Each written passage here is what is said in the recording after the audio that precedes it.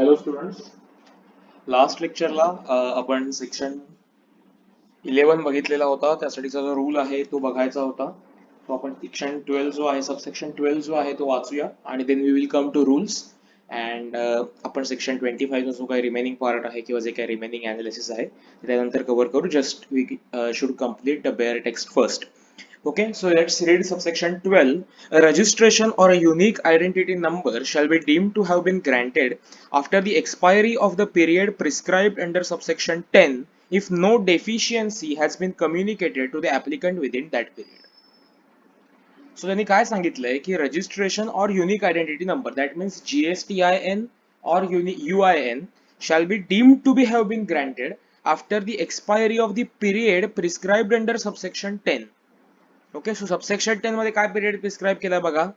Subsection 10 ही परत तेच सांगतो की it is number shall be granted or rejected after due verification in such manner and within such period as may be prescribe. So आता आपण rules बघायला सुरुवात करणार आहोत वन बाय वन. त्यावेळेला आपल्याला तो पिरियड जो आहे तो आयडेंटिफाय होईल. ओके, सो त्यांनी काय सांगितलंय की जर का त्या पिरियड मध्ये तुम्हाला ग्रँट केला गेलं नाही, ओके, तुम्ही ऍप्लिकेशन सबमिट केलं त्याच्यानंतर ठराविक पिरियड मध्ये जर तुम्हाला त्याच्यामधली काही डिस्क्रिपन्सी ही कम्युनिकेट केली नाही आणि तुम्हाला त्याच्यामधलं काही त्याचं ऍप्लिकेशन कन्फर्म झालेलं आहे, तुम्हाला रजिस्ट्रेशन सर्टिफिकेट ग्रँट होत आहे असंही तुम्हाला कम्युनिकेट झालेलं नाही, in that case if no deficiency has been communicated to the applicant within that period, that UIN or registration shall be deemed to be granted. म्हणजे थोडक्यात सिस्टम ऑटोमॅटिकली तुमचं GST registration accept करेल आणि तुम्हाला automatically certificate जे आहे ते issue करेल. ह्याचाच earth this is binding or this is restriction, time restriction on the jurisdictional officers. ठीक आहे, आता तुम्हाला एक ऑफ द सिलेबस गोष्ट सांगतो की जी जनरली पुस्तकात सांगितलेली नाहीये, पण it is a fact. See, तुमच्या एंडला तुम्ही एक ऍप्लिकेशन करता, तुम्हाला वेबसाईटचा एक फॉर्म ओपन होतो, त्या फॉर्म मध्ये तुम्ही सगळं इन्फॉर्मेशन भरता आणि तुम्ही ऍप्लिकेशन करता. Okay, the very next thing तुम्ही त्यासाठी काही डॉक्युमेंट्स अटॅच करता. से लाईक तुम्ही ज्या ठिकाणी तुमची प्लेस ऑफ बिझनेस आहे त्याची प्रूफ्स तुम्ही अटॅच करता. तुम्ही जे बँक अकाउंट आहे त्याची तुम्ही प्रूफ अटॅच करता. तुमचा फोटो तुम्ही सबमिट करता. तुमचा पॅन नंबर जो आहे तो तुम्ही सबमिट करता. परमनंट अकाउंट नंबर, आधार नंबर असेल. सो असे व्हेरियस डिटेल्स त्या फॉर्म मध्ये सांगितलेले आहेत, तुम्ही सबमिट करता. There might be possibility that some people are submitting these details with malicious intention. हे चुकीचे भरले जातात किंवा काहीतरी डिफ्रॉड करण्यासाठी जीएसटी नंबर ऍप्लिकेशन करायचे, किंवा असं लक्षात घ्या की समजा माझा कोणतरी रायव्हल आहे. सो मी काय करतो, मी त्याच्या नावाने मीच रजिस्ट्रेशन सर्टिफिकेट, मीच रजिस्ट्रेशनचं ऍप्लिकेशन करतो. मी त्याचा टर्नओव्हर नाहीये तेवढा, ही इज नॉट लायबल, पण मी एकदा त्याचं व्हॉलंटरी रजिस्ट्रेशन मी केलं की ऑटोमॅटिकली त्याला त्याचा त्रास होईल किंवा व्हॉट एव्हर. सो असं होऊ नये म्हणून बेसिकली हे application on the other hand कुठला तरी ऑफिसर जो तुमच्या ज्युरिस्डिक्शन वरती अपॉइंट झालेला आहे तो व्हेरीफाय करतो. तो व्हेरीफाय करतो की तुम्ही अटॅच केलेले डॉक्युमेंट्स व्हॅलिड आहेत ना. तो व्हेरीफाय करतो की तुम्ही दिलेले डिटेल्स इन्कम टॅक्सच्या CBDT, central board of direct टॅक्सेसच्या डेटाबेसशी मॅच होत आहेत ना. तुमचं जे पॅन तुम्ही जो सबमिट करता, कारण GST number is basically issued on the basis of pan. Exception कुठची कुठची आहेत, एक तर नॉन रेसिडेंट टॅक्सेबल पर्सन आणि युआयएन, हा युनिक आयडेंटिटी नंबर. सो ही दोन एक्सेप्शन होता, तो व्हेरीफाय करतो की मुळात तुम्ही जो पॅन सबमिट केलाय तो करेक्ट आहे ना. ठीक आहे, त्याच्यानंतर तो डॉक्युमेंट्स व्हेरीफाय करतो की ऍड्रेस तोच आहे ना, त्याच्यावर टायटल क्लिअर आहे का, डॉक्युमेंट्स व्हेरीफाय करतो. ठीक आहे, so this is always checked by a officer who is appointed on your jurisdiction, and after he verifies the same, if we found any discrepancy, इथलं लक्षात आलं की ओके कुठेतरी डेटाबेसशी मिसमॅच होतोय किंवा कुठेतरी फोटो जो आहे तो त्या ठराविक टेक्निकल याच्यामध्ये अपलोड झालेला नाहीये, बँक अकाउंट वेगळ्याच बँक अकाउंटचे डिटेल्स फिल अप केलेत आणि प्रत्यक्षात डॉक्युमेंट वेगळ्याच बँक अकाउंटचा अटॅच केलेला आहे. सो हे तो चेक करतो आणि if there is discrepancy he shall communicate to you. But to make this process fast there is a restriction on that officer, की ऑफिसरने जर त्या ठराविक टाइम लिमिट मध्ये either he should approve the application or he should communicate you the discrepancy की okay आम्हाला सगळं okay आहे, तर he should grant you the registration. Otherwise जर तुमचं काहीतरी चूक झाली, काहीतरी मिसमॅच आहे, then he should communicate you the discrepancy on the mail ID or mobile number given in that. Okay, so असं जर त्यांनी नाही केलं तर तुम्हाला रजिस्ट्रेशन ग्रँट होईल अशी डीमिंग प्रोव्हिजन ऍक्टने घातलेली आहे. दॅट मीन्स जर ऑफिसरने ठराविक टाइम पिरियड मध्ये काहीच ऍक्शन नाही घेतली, असं बऱ्याच वेळा होतं की the departmental officers do not take action quickly. So हे त्यांनी ऍक्शन क्विक घ्याव्यात म्हणून त्यांच्यावर रेस्ट्रिक्शन आहे की ओके ऑफिसर्स, तुम्ही जर तितक्या टाइम पिरियड मध्ये जर तुम्ही नाही व्हेरीफाय केलं किंवा तुम्ही नाही डिस्क्रिपन्सी कम्युनिकेट केली तर त्या एसएससीला, त्या टॅक्सपेअरला रजिस्ट्रेशन ऑटोमॅटिकली ग्रँट होईल, डीम टू बी ग्रँटेड असं म्हटलेलं आहे. ठीक आहे. So this is a dimming provision की डिस्क्रिपन्सी कम्युनिकेट केली नाहीये किंवा रजिस्ट्रेशन ग्रांट झालं नाहीये. Period prescribed under subsection 10. Subsection 10 चा पिरियड काय तो आपण बघूया, रूल मध्ये आपल्याला आता बघायचाच आहे. आता आपण रूल्सला स्टार्ट करतो. सो हियर आपण 25, 26 हे दोन्ही सबसेक्शन आहेत ते संपवलेले आहेत. सेक्शन 27 कडे आपण थोड्या वेळाने येऊया because it is another chapter like non-resident taxable person and casual taxable person. Yeah. So come here. I think we have completed up to this thing. That PAN must be obtaining for registration rules होता तो आपण बघितलेला होता सबसेक्शनचा analysis. Then हे पण तुम्हाला मी सांगितलं होतं की नॉन रेसिडेंट टॅक्सेबल पर्सनच्या केसमध्ये पासपोर्ट आणि त्या देशातला त्याचा जो काही टॅक्स आयडेंटिफिकेशन नंबर असेल त्या बेसिसवर रजिस्ट्रेशन इश्यू केलं जाईल. देन युनिक आयडेंटिटी नंबर बघा. युनिक आयडेंटिटी नंबर कोणाला अलॉट केला जातो? Specialised agency of United Nations organisations and multilateral financial institution and organisation. Multilateral financial institution आपल्याला एक्झाम मध्ये विचारणार नाहीत, पण लेट्स से एक्झाम्पल आपण घेऊया. तुमचा इंटरनॅशनल मॉनिटरी फंड असेल, वर्ल्ड बँक असेल, ठीक आहे. सो त्यांच्या ज्या काही ब्रांचेस आपल्याकडे असतील, त्यांची जी काही ऑफिसेस इंडियामध्ये लोकेट झालेली असतील, सो त्यांना GSTIN आपण देत नाही, त्यांना UIN दिला जातो, unique identity number. They have there special status. Okay. आणि युनायटेड नेशन्सच्या ज्या काही ऑर्गनायझेशन्स आहेत, फॉर एक्झाम्पल इथे WHO दिले आपल्याला सगळ्यांना. WHO माहिती झालं असेल due to this COVID-19. Then International Labour Organisation आहे, युनोच्या आणखी बऱ्याच ऑर्गनायझेशन्स आहेत. So that list is great bigger, पण इथे सगळ्या त्यांनी मेन्शन केल्या नाहीये. त्यांना हा UIN जो आहे तो दिला जातो. हा UIN कशासाठी आवश्यक असतो? For claiming refund of taxes paid on notified supplies of goods or services received by them. So UIN ना बेसिकली काय केलेलं आहे की त्यांना प्रमोट करण्यासाठी किंवा इंटरनॅशनल ट्रीटीज मध्ये असल्याप्रमाणे त्यांना टॅक्स ट्रीटमेंट मधून एक्सेप्शन आणि त्यांना रिफंडच्या प्रोव्हिजन जे आहेत ते ऍप्लिकेबल होतात. से फॉर एक्झाम्पल मी समजा वर्ल्ड हेल्थ ऑर्गनायझेशन आहे, मी समजा लोकली काही गोष्टी परचेस केल्या असतील महाराष्ट्रामध्ये, से मुंबईमध्ये ऑफिस आहे. सो त्या मुंबई ऑफिसने जर का महाराष्ट्रामध्ये काही गोष्टी परचेस केल्या on which they have paid GST to their supplier, so instead of availing input tax credit they can claim that refund in cash. Okay. So रिफंडच्या प्रोव्हिजन त्यांना ऍप्लिकेबल होतात. या रिफंडसाठी तो UIN जो आहे तो नेसेसरी आहे. Okay. It is applicable to the territory of India, हे एक लक्षात ठेवा याच्यामधलं. अँड मोस्ट इम्पॉर्टंट थिंग की जरी UIN आणि GSTIN हे शब्द आपण प्रत्येक ठिकाणी ऑब्लिक करून वापरत असलो की GSTIN ऑब्लिक UIN, तरी सुद्धा रजिस्टर्ड पर्सनच्या डेफिनेशन मध्ये UIN च्या लोकांना घेतलेलं नाहीये. आता जिथे जिथे रजिस्टर्ड पर्सन येईल त्या त्या ठिकाणी तुम्हाला बघता येईल बेसिकली ज्या ठिकाणी इनपुट टॅक्स क्रेडिटच्या प्रोव्हिजन्स आहेत त्या त्या सगळ्या ठिकाणी रजिस्टर्ड पर्सन शब्द वापरलेले आहेत. सो बेसिकली या ऑर्गनायझेशन्सना इनपुट टॅक्स क्रेडिटच्या प्रोव्हिजन ऍप्लिकेबल होतात, त्यांना डायरेक्टली रिफंडच मिळतो. ठीक आहे. आणि आपल्याला त्यांचा आता टॅक्सेशन हा मोठा विषय आहे. It is not part and parcel of our syllabus, so we are not going to spend more time on that. Just आपल्याला एवढं लक्षात ठेवायचं की ह्या अशा स्पेशलाइज्ड एंटिटीज आहेत, त्यांना GSTIN ऐवजी UIN नावाचा सेपरेट ID किंवा एक वेगळा प्रकार जो आहे तो इश्यू केला जातो. ओके. सो तो टाइम पिरियड मागासपासून आपण बघतोय ना, तो इथे दिलेला आहे त्यांनी. The proper officer may upon submission of application in the prescribe form or after filing of the said form or after receiving or a recommendation from the Ministry of External Affairs, Government of India, assign a UIN to the said person and issue registration certificate within 3 working days from the date of submission of application. Okay, so 3 working days मध्ये त्याला हे काम जे आहे ते ग्रँटिंगचं करावं लागतं. If he is silent for 3 working days, again हे वर्किंग डेज असले पाहिजेत, त्यात नॅशनल हॉलिडेज त्याच्यानंतर सॅटर्डे संडे हे काउंट होणार नाहीत.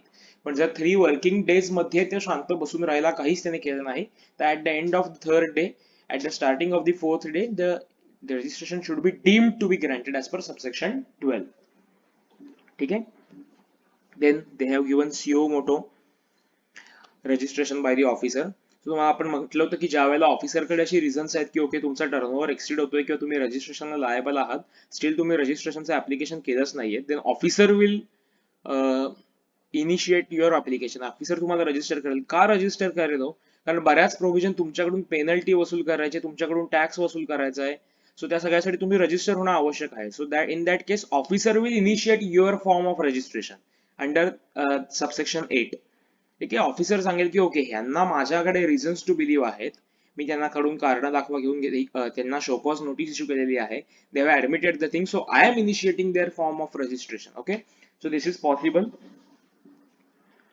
आता ह्याच्यात त्यांनी पुढे काय म्हटलंय बघा, की such officer may register the said person on a temporary basis and issue order in prescribed form. So basically काय करेल की याच्याकडे सगळे डिटेल्स असणार नाहीयेत ना एसएससीचे किंवा टॅक्स पेअरचे. सो तो टेम्पररी बेसिसवर रजिस्ट्रेशन करेल आणि त्या माणसाला ऑर्डरने इन्फॉर्म करेल की by so and so order we have initiated your registration, we have registered you, we have allotted you this temporary registration number. आता हे ऍप्लिकेशन मिळाल्यानंतर such person shall either submit an application for registration under prescribed form within 90 days from the date of grant of registration, temporary registration, or file an appeal against such temporary registration. Okay, आता काय झालं की तुमच्याकडे ती order तुम्हाला मिळाली. आता तुमचं असं म्हणणं आहे की नाही, we have covered under that exemption section 23 and hence so and so goods or services we are selling are wholly exempt from tax, so we are not liable for registration. अशी जर पोझिशन असेल तर either तुम्ही त्या order जी तुम्हाला मिळेल त्याविरुद्ध appeal करू शकता टुवर्ड्स अपिलिएट अथॉरिटी. ठीक आहे, त्याने तुम्हाला ऑर्डर इश्यू केली की त्याच्याकडे त्याला जे वाटते त्याच्याकडे रेकॉर्ड्स आहेत त्याप्रमाणे तुम्हाला रजिस्ट्रेशन घेणं आवश्यक आहे. तुमचं इंटरप्रिटेशन वेगळं असू शकतं. तुम्हाला माहिती आहे की okay certain facts are there and I am surely not liable to register, you can file appeal against that order. तुम्ही त्या फाईलच्या अगेन्स्ट त्याच्या ऑर्डर आहे त्याच्या अगेन्स्ट अपील करू शकता. जर तुम्हाला अपील नाही करायचं म्हणजे तुम्हाला लक्षात आलं की ओके तुम्हीच फ्रॉड्युलंटली रजिस्ट्रेशन घेतलं होतं किंवा तुम्ही विसरला होता रजिस्ट्रेशनसाठी अप्लाय करायचं, इन दॅट केस ते टेम्पररी रजिस्ट्रेशन मिळाल्यापासून 90 दिवसांच्या आत तुम्हाला ऍप्लिकेशन करावं लागेल.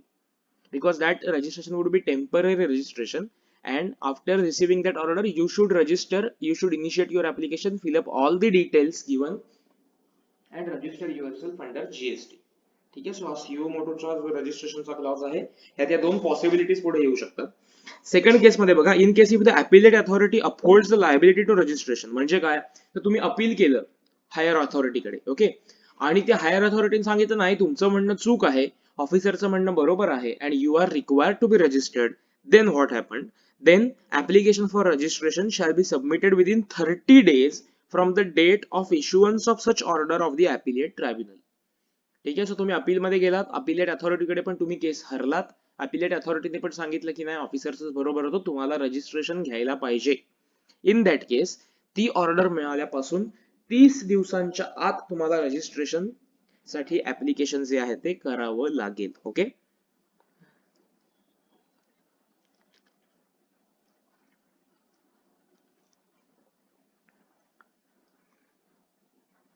ओके, सो पुढचा मुद्दा त्यांनी काय म्हटलंय बघा की हे ठीक आहे इथपर्यंत झालं.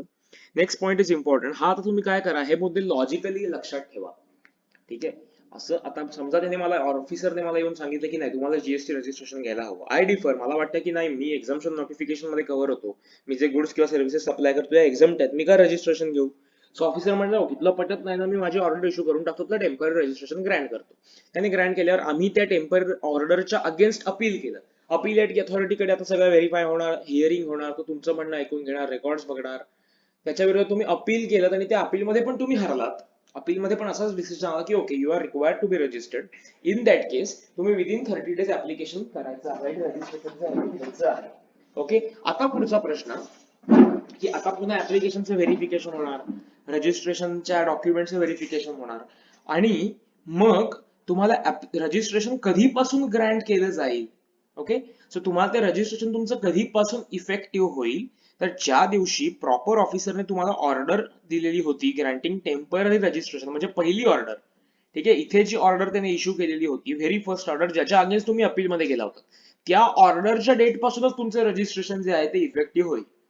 त्या दिवशीपासूनच तुम्हाला जीएसटी पे करण्याची लायबिलिटी आहे ती जनरेट होईल. लक्षात येतंय. सो त्यांनी हेच सांगितलेलं आहे की the person GST thereafter granted shall be effective from the date of order of proper officer granting temporary registration. कारण अपील मध्ये तुम्ही गेलात ह्याचा आणि ते हरला त्याचा तर चूक तुमची होती, ऑफिसरचं ओपिनियन करेक्ट होतं. सो ऑफिसरने ज्या डेट पासून तुम्हाला ऑर्डर इश्यू केलेली आहे त्या डेट पासून तुमचा जीएसटी जो आहे, जीएसटी रजिस्ट्रेशन नंबर जो आहे तो इफेक्टिव्ह होईल. इन दॅट केस तुम्हाला त्या दिवशीपासून जीएसटी अंडरचे सगळे कंप्लायन्सेस करावे लागतील, त्या दिवशीपासून तुम्हाला जीएसटी पे करण्याची लायबिलिटी सुद्धा इनिशिएट होते. Okay, let's go forward. Procedure for registration. So actual procedure जे आहे रजिस्ट्रेशनची ते इथे मेन्शन केलेली आहे, including that SEZ part. But before going to this part, let's come to the effective date of registration. हे जे काही मुद्दे आहेत पुढचे, ही प्रोसिजर जी आहे त्याचा आपण एक व्हिडिओ पण बघणार आहोत, सो दॅट ह्या ज्या बाकीच्या प्रोसिजर्स आहेत किंवा बाकीचे क्लॉजेस आहेत ते आपण सुरुवातीला कम्प्लीट करूया and then we will come to that procedural aspect. कारण ती प्रोसिजर तुम्हाला लक्षात ठेवायला एकदम सोपी आहे तुम्हाला, आणि ऍक्च्युली त्या प्रोसिजरवरती आय डोंट थिंक की तुम्हाला एक्झाम मध्ये इन डिटेल क्वेश्चन विचारला जाईल, पण आपण फुल प्रिपेअर्ड राहणार आहोत. सो आपण ती प्रोसेस समजून घेणार आहोत आणि आपण त्याच्याबद्दल काही व्हिडिओ पण समजून घेऊ, प्रॅक्टिकली ती प्रोसेस कशी असते तेही समजून घेऊ. Correct? Okay, so come here. Physical verification of business premises in certain cases after Grant of registration. So आता इथे त्यांनी हा रूलचा पार्ट आहे परत, रूल 25, की ज्या ठिकाणी प्रॉपर ऑफिसरला असं वाटत असतं की त्याला फिजिकली तो प्रिमायसेस जाऊन व्हेरीफाय करायचा आहे. म्हणजे थोडक्यात काय होतं की काही ठिकाणी जीएसटी मध्ये फ्रॉड कसा केला जातो, तर फेक इनव्हॉइसेस इश्यू करून इनपुट टॅक्स क्रेडिट क्लेम केलं जातं. म्हणजे मी मी परचेस केलेल्या गुड्स किंवा सर्व्हिसेसचे इनपुट टॅक्स क्रेडिट क्लेम करतो, पण ही जी काही इनव्हॉइसेस मी दाखवतो याच्यावरचं मी क्रेडिट क्लेम करतोय गव्हर्नमेंटला, ते ऍक्च्युली माझ्याकडे नसतंच, ती इनव्हॉइसेस फेक असतात. सी, आपण सेल्फ असेसमेंट बेसिसवर टॅक्स पे करतो in income tax in GST as well. Let say income tax मध्ये समजा अशी केस झाली आहे, तुम्हाला इन्कम टॅक्सचं पॅरल एक्झाम्पल देतो, की सपोज मला एटीसीचं डिडक्शन क्लेम करायचंय किंवा बिझनेसमध्ये एखाद्या एक्सपेंडिचरचं डिडक्शन क्लेम करायचंय आणि मला माहिती आहे की ऍक्च्युली तो एक्सपेंडिचर झालाच नाहीये किंवा माझ्याकडे ते LIC क्लेम केल्याचं किंवा मेडिक्लेमचं डॉक्युमेंट नाहीच आहे, मी ऍक्च्युली एक्सपेन्स केलाच नाहीये तो, किंवा मी पीपीएफ मध्ये इन्व्हेस्ट केलंच नाहीये, स्टील मी डिडक्शन क्लेम केलं तर रिटर्न अपलोड होईल की नाही? होईल. इन केस जर स्क्रुटिनी असेसमेंट सुरू झाली किंवा इन केस जीएसटी मध्ये जर व्हेरीफाय झालं, तुम्हाला लक्षात येईल. सो असे फ्रॉड्स काही ठिकाणी केले गेले, काही ठिकाणी केले जाण्याची पॉसिबिलिटी आहे, केले जातात सुद्धा, की बिझनेस प्रिमायसेसचा ऍड्रेस काहीतरी वेगळाच द्यायचा, तो मॅन्युप्युलेट करून डॉक्युमेंट सबमिट करायचं आणि डॉक्युमेंट करताना फक्त ते डॉक्युमेंट्स व्ह्यू करतात. हो, ते काय बघतात, ओके तुम्ही ऍड्रेस लिहा, ऍड्रेस व्हेरीफाय करणं डॉक्युमेंट आहे का, if it is reliable they can grant you registration. जर ऑफिशियलला वाटलं की नाही मला जाऊन तो बिझनेस बघायचा आहे, तो प्रिमायसेस चेक करायचा आहे, व्हेरीफाय करायचा आहे, then officer can do so.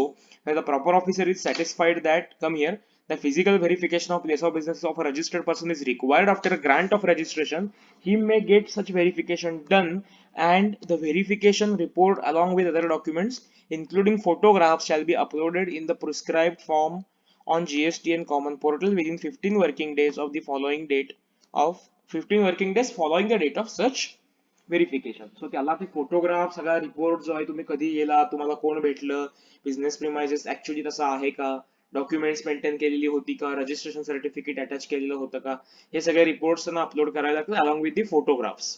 आता हे व्हेरिफिकेशन का आवश्यक ठरतं, तर सेकंड थिंग असं पण असू शकतं की तुम्हाला त्याच्यामधून एक बिझनेस त्यांना एक ओव्हरव्ह्यू घेता येतो. से फॉर एक्झाम्पल माझी एक 2 एकर्स मध्ये फॅक्टरी आणि प्लांट एस्टॅब्लिश झालेला आहे, हे मला तिथे गेल्याशिवाय समजणार नाही ना. तिथे ऍड्रेस काय असेल, plot number so and so, MIDC Chiplun काय Ratnagiri Mumbai Jharkhand whatever. So मी जेव्हा ती ऍक्च्युली प्लेस व्हिजिट करतो, I come to know okay so much big plant is there. आणि मग जर का ते रिटर्न्स मध्ये turnover say around 1 lakh 2 lakh दाखवतात, then I can understand that this is not relevant, there is something fraudulent going on. So त्यांना physical verification करणं आवश्यक ठरतं. It is just a provision mention that proper officer can go visit the premises and he has to upload the report within 15 days on GST and common portal. Okay, nothing much interpretative, just procedural part आहे. इश्युअन्स of registration certificate, REG6 तुम्हाला form मी त्यावेळी सांगितला होता, लक्षात राहिला तर राहू देत, नाही राहिला इन केस तर हरकत नाही. मी तुम्हाला एक फॉर्म्सची पण समरी देणार आहे की ज्याच्यामध्ये प्रत्येक फॉर्म कुठच्या कुठच्या कारणासाठी दिलेला आहे त्याचं, REG1 application, REG2 acknowledgement, REG3 clarification, ह्या पद्धतीने जे सगळे REG चे फॉर्म्स आहेत ते देणार आहे आणि त्या लिस्टमध्ये इम्पॉर्टंट फॉर्म्स कुठचे आहेत ते हायलाइट करून देणार आहे. सो ते एक 10, 15, 20 फॉर्म लक्षात ठेवलेत तुम्ही, की बाकी सगळे फॉर्म्स लक्षात ठेवण्याची आवश्यकता नाहीये. ठीक आहे. So issuance of registration certificate काय सांगितलंय, where application for grant of registration have been approved, a certificate of registration duly signed or verified through EVC. EVC means electronic verification code, in simple language OTP. Okay, by the proper officer in form GST REG6 showing the principal place of business and additional places of business is made available to the applicant on the common portal, and a goods and service tax identification number hereinafter referred to as GST, that is a registration number, is communicated to the applicant within 3 days after the grant of registration. So काय सांगितलंय त्यांनी की REG6 मध्ये after proper verification certificate जे आहे ते prescribe किंवा make available केलं जाईल. तुम्हाला GSTN पोर्टलला तुम्ही जेव्हा लॉग इन कराल तेव्हा तुम्हाला एक युजर ID पासवर्ड असाइन होतो. सो त्या युजर आयडी पासवर्ड मध्ये तुम्ही लॉग इन करून आत गेला की तुम्हाला एक टॅब आहे त्या वेबसाईट वरती सर्टिफिकेट्स, तिथे आत गेल्यावर तुम्हाला सर्टिफिकेट डिस्प्ले होतं लगेच. ओके, सो त्यांनी सांगितलेलं आहे की under GST registration is communicated to the applicant within 3 days after the grant of registration. So okay, समजा मी ऍप्लिकेशन केलंय 1 जूनला.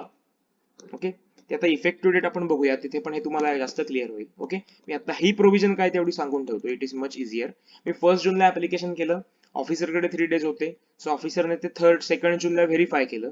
ऑफिसरला वाटलं ओके सगळं प्रॉपर आहे, ऑफिसरने 2 जूनला रजिस्ट्रेशन ग्रँट केलं. सो रजिस्ट्रेशन ग्रँट केल्यावर जीएसटी नंबर प्रिपेअर होईल. जीएसटी नंबर प्रिपेअर झाल्यावर तुला ते सर्टिफिकेट जे आहे ते फॉर्मॅट मध्ये रेडी होईल, आणि मग बाय ईमेल तुला मेल करून कम्युनिकेट केलं जाईल किंवा बाय मेसेज. आता काय होतं की पोर्टल कडून आपल्याला कम्युनिकेशन बाय 2 वे होतं, एकतर मेल आणि बाय दुसरं म्हणजे मोबाईल नंबर वरती थ्रू SMS. ठीक आहे, सो तुम्हाला SMS एक मिळतो, तुम्हाला एक मेल येतो की तुमचा GST number is granted to you, your user name and password is so and so, you can access your certificate by visiting GST and common portal so and so map. Okay, ते तुम्हाला सांगतात की इकडे जा, ह्याच्यात आत जा, इथे जा, हे तुम्हाला सर्टिफिकेट मिळेल. सो हे कधीपर्यंत कम्युनिकेट करायचं आहे की रजिस्ट्रेशन ज्यावेळी ग्रँट केलं जाईल म्हणजे अप्रूव्ह केलं जाईल तिथपासून 30 दिवसाच्या आत आम्हाला आयदर SMS किंवा मेल ने हे कम्युनिकेट केलं जातं. ठीक आहे, सो ही त्यांनी परत कम्युनिकेशनची पण सांगितलेली आहे की असं नाही की आम्ही रोज उठून पोर्टलला जाऊन चेक करायचं की झालंय का झालंय का, झालं की डिपार्टमेंट तुम्हाला नोटिफाय करायचं. सो जीएसटी ऍक्ट मधून म्हणजे I am not praising anyone, but it is the clear sight of the government that they want to curb the corruption. हे गव्हर्नमेंटचं क्लिअर कट इंटेन्शन दिसतं. तुम्ही आता जेव्हा अपील प्रोव्हिजन्स रिफंड प्रोव्हिजन्स मध्ये बघाल तेव्हा हे गव्हर्नमेंटचं क्लिअर इंटेन्शन कळतं की अर्लियर टॅक्स लॉज मध्ये जे करप्शनचे पॉइंट्स होते की डिपार्टमेंटना तुम्हाला लाच द्यायला लागायची, करप्शन होतं, हे रिमूव्ह करण्यासाठी गव्हर्नमेंटने जीएसटी मध्ये स्ट्रॉंग स्टेप्स ज्या आहेत त्या इनिशिएट केलेल्या आहेत. हे माझं ठाम मत आहे की अनेक ठिकाणी त्यांनी डिपार्टमेंटवरती जी रेस्ट्रिक्शन्स घातलेली आहेत ना त्याच्यामुळे त्याच्यातून एक क्लिअर कट दिसतं. सी ना, ऑफिसरने 3 दिवसात ग्रँट केलंच पाहिजे, so officer should be proactive. Officer 3 दिवस झोपून राहिला आणि डीम्ड रजिस्ट्रेशन ग्रँट झालं आणि नंतर कळलं की तो फेक आहे, त्या डिपार्टमेंटच्या ऑफिसरवरती लायबिलिटी येते की तुम्ही नाही व्हेरीफाय केलं म्हणून ते रजिस्ट्रेशन ऑटोमॅटिकली ग्रँट केलं गेलं, so you now bear the penalty. परवाच मी एक न्यूजपेपर वरती आर्टिकल बघितलं, त्याच्यामध्ये त्यांनी सांगितलं होतं की रिफंड ग्रँट करायचा होता आणि ऑफिसरने तो रिफंड ग्रँट केला नव्हता within that prescribe time. So गव्हर्नमेंटने ते ऑफिसरला पेनलाइज केलं, त्याच्या ऑफिसरकडून त्याची पेनल्टी जी होती ती रिकव्हर केली गेली. अमाऊंट रिफंडची ह्यूज होती, obviously that officer should be wanting someone for his on interest की मला एवढा रिफंड ग्रँट करायचा आहे, तुम्हाला त्यासाठी काहीतरी तुम्ही ब्राईब पे करा. So that officer was waiting for so long time, and that time which was there to grant the refund under the act prescribed was elapsed. And when government comes to know that त्या SSC ने appeal का काहीतरी file केलं, complaint केली की okay आमचा refund आहे आणि ड्यू टाइम मध्ये आम्हाला नाहीच मिळाला आहे. So then government has penalise that officer and have recovered the penalty from that officer. So गव्हर्नमेंटच्या डिपार्टमेंट वरती पण त्यांचा चांगला कंट्रोल त्यांनी एस्टॅब्लिश करण्याचा इंटेन्शन तरी दिसतंय. सी, प्रॅक्टिकली काही गोष्टी अशा आहेत की ज्या तुम्ही कर्ब करायला वेळ लागेल, it is bad, but there might get time, कारण 60-70 इयर्सची सिस्टीम बसलेली आहे, ती एका वर्षात 2 वर्षात 3 वर्षात इरॅडिकेट होणार नाही. But I must say that they have initiated the steps towards the evasion of corruption. So corruption कमी करण्याकडे गव्हर्नमेंटचा ह्याच्यामधून क्लिअर कट उद्दिष्ट दिसतं आपल्याला. ठीक आहे, सो आता फॉर्मॅट काय आहे जीएसटीचा, म्हणजे तुमचा जीएसटी कसा रीड करायचा. सी, तुम्ही कुठच्याही मोठ्या शॉप मध्ये गेलात, who is registered under GST, restaurant मध्ये गेलात, who is registered under GST, तुमच्या इनव्हॉइस वरती तुम्हाला जे बिल मिळतं त्याच्यावर जीएसटी नंबर दिलेला असतो. हा जीएसटी नंबर तुम्हाला कसा रीड करायचा, ह्या जीएसटी नंबरचा अर्थ काय असतो हे तुम्हाला आता मी समजावून सांगतो. जीएसटीएन चा फॉर्मॅट. सी, जीएसटीएन टोटल 15 डिजिट्सचा बनलेला आहे. Okay, 15 digits, 1 2 3 4 5 6 7 8 9 10 11 12 13 14 15. ओके, सो आता ह्याच्यामधली अक्षर खूपच घाण दिसतंय, ह्याच्यामधली पहिली 2 डिजिट्स हे स्टेट कोड असतात. ओके, आपल्याला प्रत्येक स्टेटला एक कोड असाइन केलेला आहे, त्याची लिस्ट आपल्याला मिळेल, ती लिस्ट लक्षात ठेवण्याची गरज नाहीये. महाराष्ट्रासाठी जो कोड आहे तो 27 हा कोड आहे. तुम्ही महाराष्ट्रामध्ये कुठेही गेलात तर कुठल्याही जीएसटी नंबर तुम्हाला 27 नंबर तुम्हाला स्टार्टिंग होईल. सो मुळात तुम्हाला कुठचाही रजिस्ट्रेशन नंबर बघून समजतं की या कुठच्या स्टेट मधला रजिस्ट्रेशन आहे. सी, महाराष्ट्राला 30 दिलेला आहे, गोव्याला महाराष्ट्राला 27 आहे, गोव्याला 30 आहे, कर्नाटकला 29 आहे. आता हे मी काही क्लायंट्स आहेत त्यामुळे सांगू शकतो. ठीक आहे. सो हे तुमचे आयडेंटिफिकेशन किंवा आम्हाला रिटर्न भरताना डेटा जो येतो त्याच्यामध्ये बघायला मिळतं.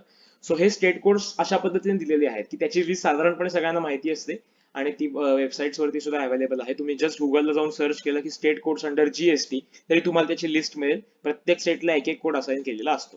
ठीक आहे. आय थिंक ह्याला तुमच्या आंध्र प्रदेश किंवा दिल्ली या साईडला 06 कोड दिलेला आहे. ठीक आहे. So and so fourth. So state code मुळात दिलेला आहे पहिली 2 डिजिट. हे स्टेट कोड फर्म आहेत, हे चेंज होत नाहीत except there is change in that state. म्हणजे आंध्र प्रदेश तेलंगणा वेगळे झाले तर ते तेलंगणासाठी सेपरेट स्टेट कोड असाइन करतील. से आता जम्मू काश्मीर तुटलंच म्हणजे जम्मू काश्मीरचा दर्जाच बदलला तर in that case they will assign new code. पण ही स्टेट कोडची लिस्ट जी आहे ती पब्लिक डोमेन मध्ये अवेलेबल असते. ठीक आहे. सो पहिली 2 डिजिट हा तुमचा स्टेट कोड असतो. त्या स्टेटला त्यांनी कोडिंग दिलेलं आहे की जसे तुम्हाला आपण काहीतरी कोडिंग तयार करतो. So they have prepared a list of states, they have assigned certain codes, जे कोड्स तुम्ही युज केले जातात सो दॅट हा जीएसटी, कारण आपल्याला माहिती आहे की रजिस्ट्रेशन हे स्टेट स्पेसिफिक आहे. सो तुम्ही ते रजिस्ट्रेशन नंबर बघून तुम्हाला लक्षात येतं की okay this registration is from this and this state. So त्यांनी ते स्टेट कोड जोडलेला आहे. Correct. Next 10 digits in your GST is your PAN.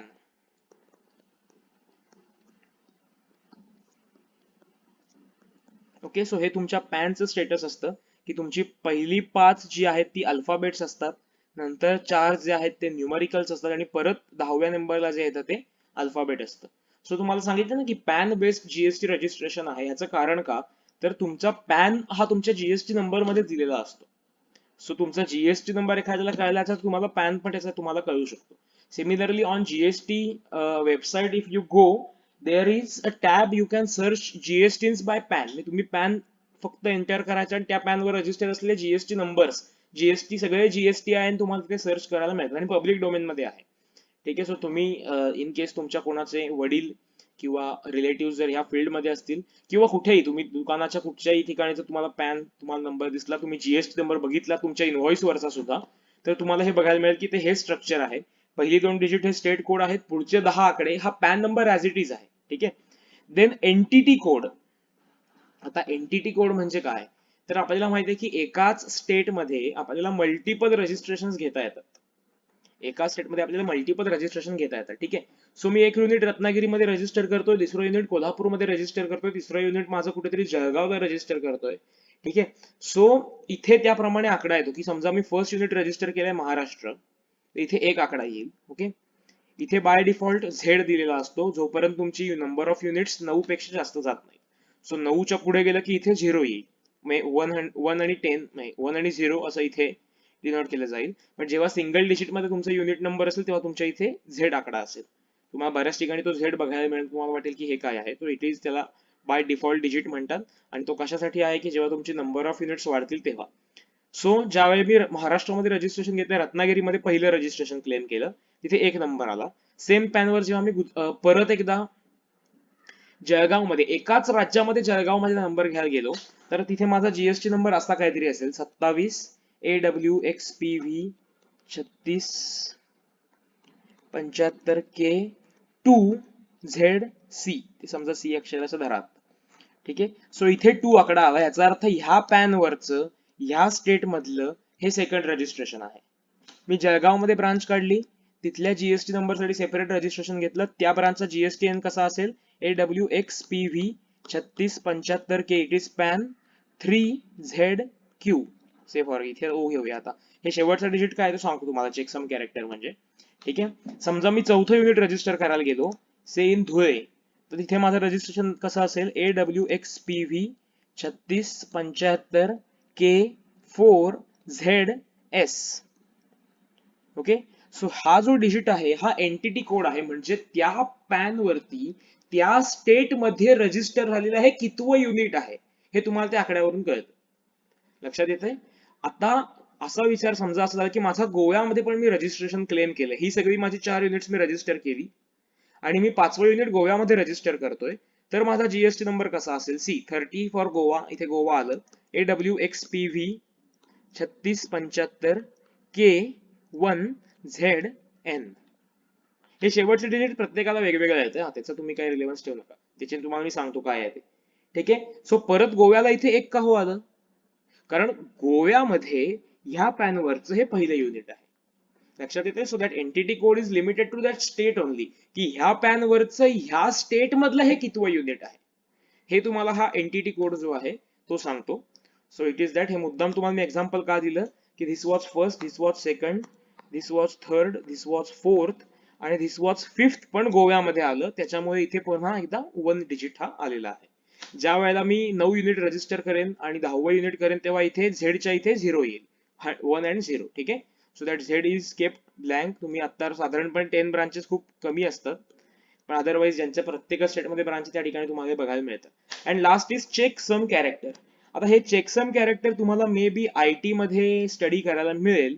तसं तर तुम्हाला मी सांगून ठेवतो की it is system generated digit. आपल्याला एवढंच लक्षात ठेवायचंय की तो डिजिट जो आहे तो 1 ते 0 आणि A to Z यापैकी कुठचाही डिजिट रॅन्डमली असाइन केला जातो. It is based on the logic. हे जे पहिले 14 आकडे आहेत ह्यांचं मिक्सचर करून ह्याच्यावर फॉर्म्युला काहीतरी अप्लाय सिस्टीम करते. तो फॉर्म्युला काय आहे त्यांनी उघड केलेला नाहीये, आणि सिस्टीमच शेवटचं कॅरेक्टर जे आहे ते असाइन करतात. त्याला चेकसम कॅरेक्टर असं म्हणतात. ओके. अदरवाईज तुम्ही तुमचा जीएसटी स्वतःच तयार कराल ना. सी ना, तुम्हाला जीएसटी नंबरचं स्ट्रक्चर माहिती आहे, तुम्ही तुमचा जीएसटी तुम्ही बाय ओनच प्रिपेअर करू शकाल ना. तर तुम्हाला स्टेट कोड माहिती आहे, तुम्हाला तुमचा पॅन माहिती, तुम्हाला तुमची एंटिटी कोड माहिती असणार ना, मी किती युनिट रजिस्टर करतोय. सो हा जर चेकसम डिजिट नसता तर तुम्हाला तुमचा जीएसटी विदिन आधीच रजिस्ट्रेशन घेण्याच्या आधीच तुम्ही प्रिपेअर करू शकता. ठीक आहे. तो ऍक्टिव्ह नंतर होईल, म्हणजे ऑफिशियल काय आपण त्याला म्हणतो ऑफिशियालिटी नंतर येईल, पण तुम्हाला तुमचा जीएसटी नंबर बिफोर ऍप्लिकेशनच माहिती असेल. असं होऊ नये म्हणून चेकसम ठेवलेला आहे की it is a system generated based on the first 14 digits which are allotted. First 14 digits जी काय असतील त्या बेसिसवर हा डिजिट सिस्टीम जनरेट करते. त्याचं लॉजिक त्यांनी आपल्याला सांगितलेलं नाहीये. त्याचं सिक्युरिटी रिझन काय असतं वगैरे तुम्हाला IT मध्ये मे बी स्टडी करायला मिळेल, किंवा मग तुम्ही जेव्हा सिस्टीम ऑडिट कराल पुढे तेव्हा स्टडी करायला मिळेल. आय थिंक कंट्रोल्स मध्ये तुम्हाला हा पार्ट जो आहे तो स्टडी करायला मिळतो, डेटा व्हॅलिडेशन कंट्रोल्स किंवा अशा याच्यामध्ये. माझा IT तुम्हाला मी सांगितलं फार मोठं ग्रेड नाहीये. ओके.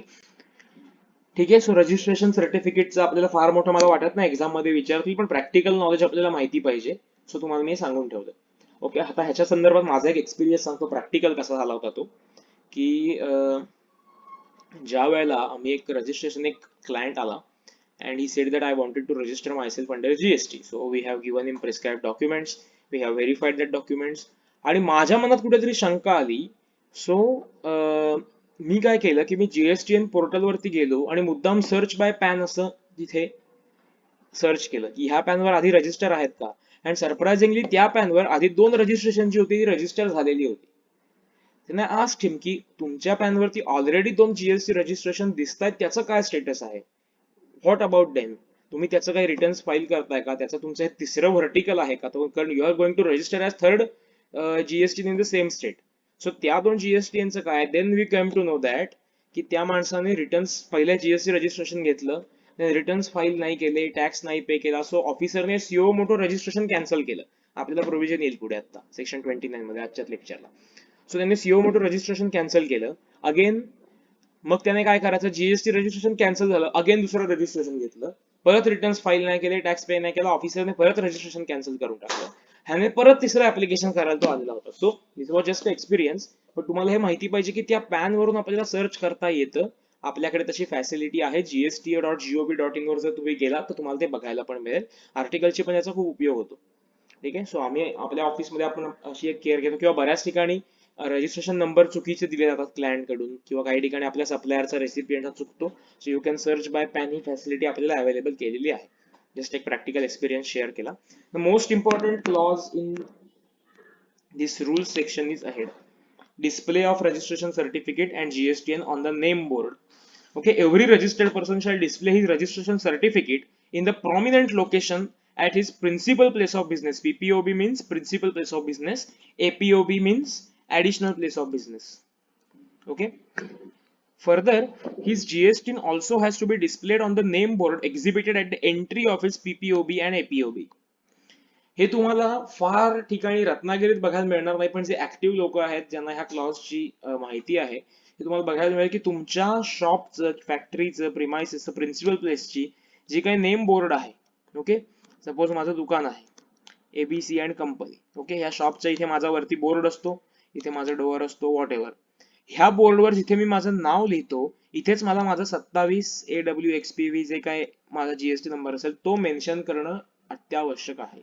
हे कशासाठी मेन्शन करायचं, सो दॅट कुठचाही कस्टमर, आता ह्यांनी पब्लिक डोमेन मध्ये हाही डाटा ठेवलेला आहे की तुमच्याकडे जर एखाद्याचा जीएसटीएन असेल, जीएसटीआयएन असेल, तर you can go to website of gst.gov.in, you can enter that GSTIN and you can view की त्याने कुठपर्यंत रिटर्न्स फाईल केलेले आहेत, how much he is compliant with tax payment.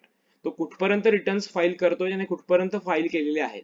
So जे डिफॉल्टर लोक असतात की जे टॅक्स कलेक्ट करतात but they are not paying, हे पब्लिक डोमेन मध्ये तुम्हाला बघायला मिळतं की तुम्ही त्याचा जीएसटी नंबर जर वेबसाईटवर टाकला आणि यासाठी कुठचं लॉगिन आयडी रिक्वायर्ड नाही.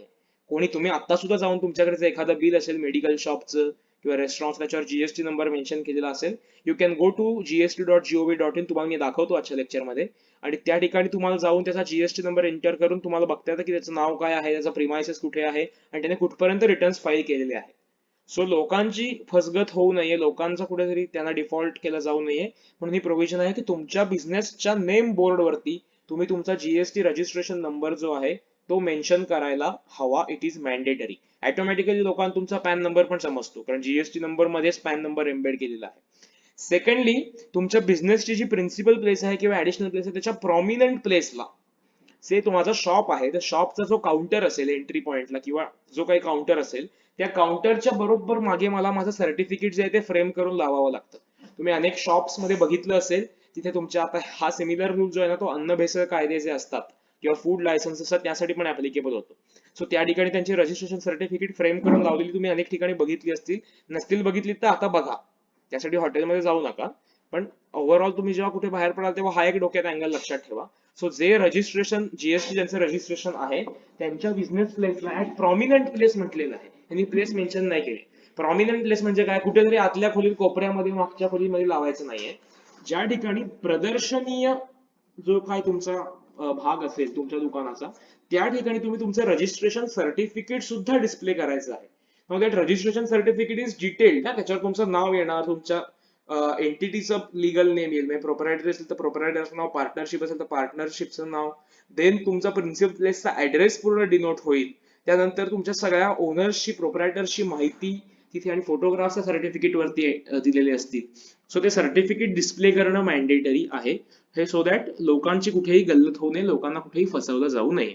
सो ही प्रोव्हिजन आपल्याला लक्षात ठेवायची आहे की आम्हाला registration certificate at prominent place at every PPOB and every APOB ठेवायचा आहे. आणि जीएसटी जो आहे तो आमच्या नेम बोर्ड वरती, थोडक्यात दुकानाची जी पाटी असेल, आमच्या वर्कशॉपची जी पाटी असेल, आमचं ऑफिस असेल, if we are service provider, तर आमच्या ऑफिसचा जो काही नेम बोर्ड असेल त्यावरती आम्हाला मेन्शन करावं लागेल. ठीक आहे, जर केलं नसेल तर it is wrong and it is liable to penalty. यासाठी पेनल्टी पण सांगितलेली आहे, आपल्या सिलेबस मध्ये आता नाही, तुमचं डोकं मी उगाच त्यासाठी खाणार नाहीये. ठीक आहे, कारण बऱ्याच गोष्टी तुम्हाला लक्षात ठेवायला लागतील. मग पण ही गोष्ट लक्षात ठेवा की तुम्हाला हे त्या ठिकाणी मेन्शन करावे लागतील. ठीक आहे, so this provision is over. Let's come to effective date of registration. Full concentration करा, खूप इम्पॉर्टंट पार्ट आहे. हमखास हमखास एक्झाम मध्ये प्रश्न विचारला जातोच. या सगळ्यामध्ये प्रॅक्टिकल अनालिटिकल पार्ट जर कुठला असेल ना तो हा रूल आहे, effective date of registration. Okay, so effective date of registration म्हणजे काय आहे आणि त्याच्यामध्ये काय अफेक्ट होतं किंवा काय फरक पडतो. सी, काय झालं, ओके, आधी आपण रूल काय दिला तो वाचून घेऊया, मग आपण डिटेलमध्ये डायग्राम काढून समजून घेऊ.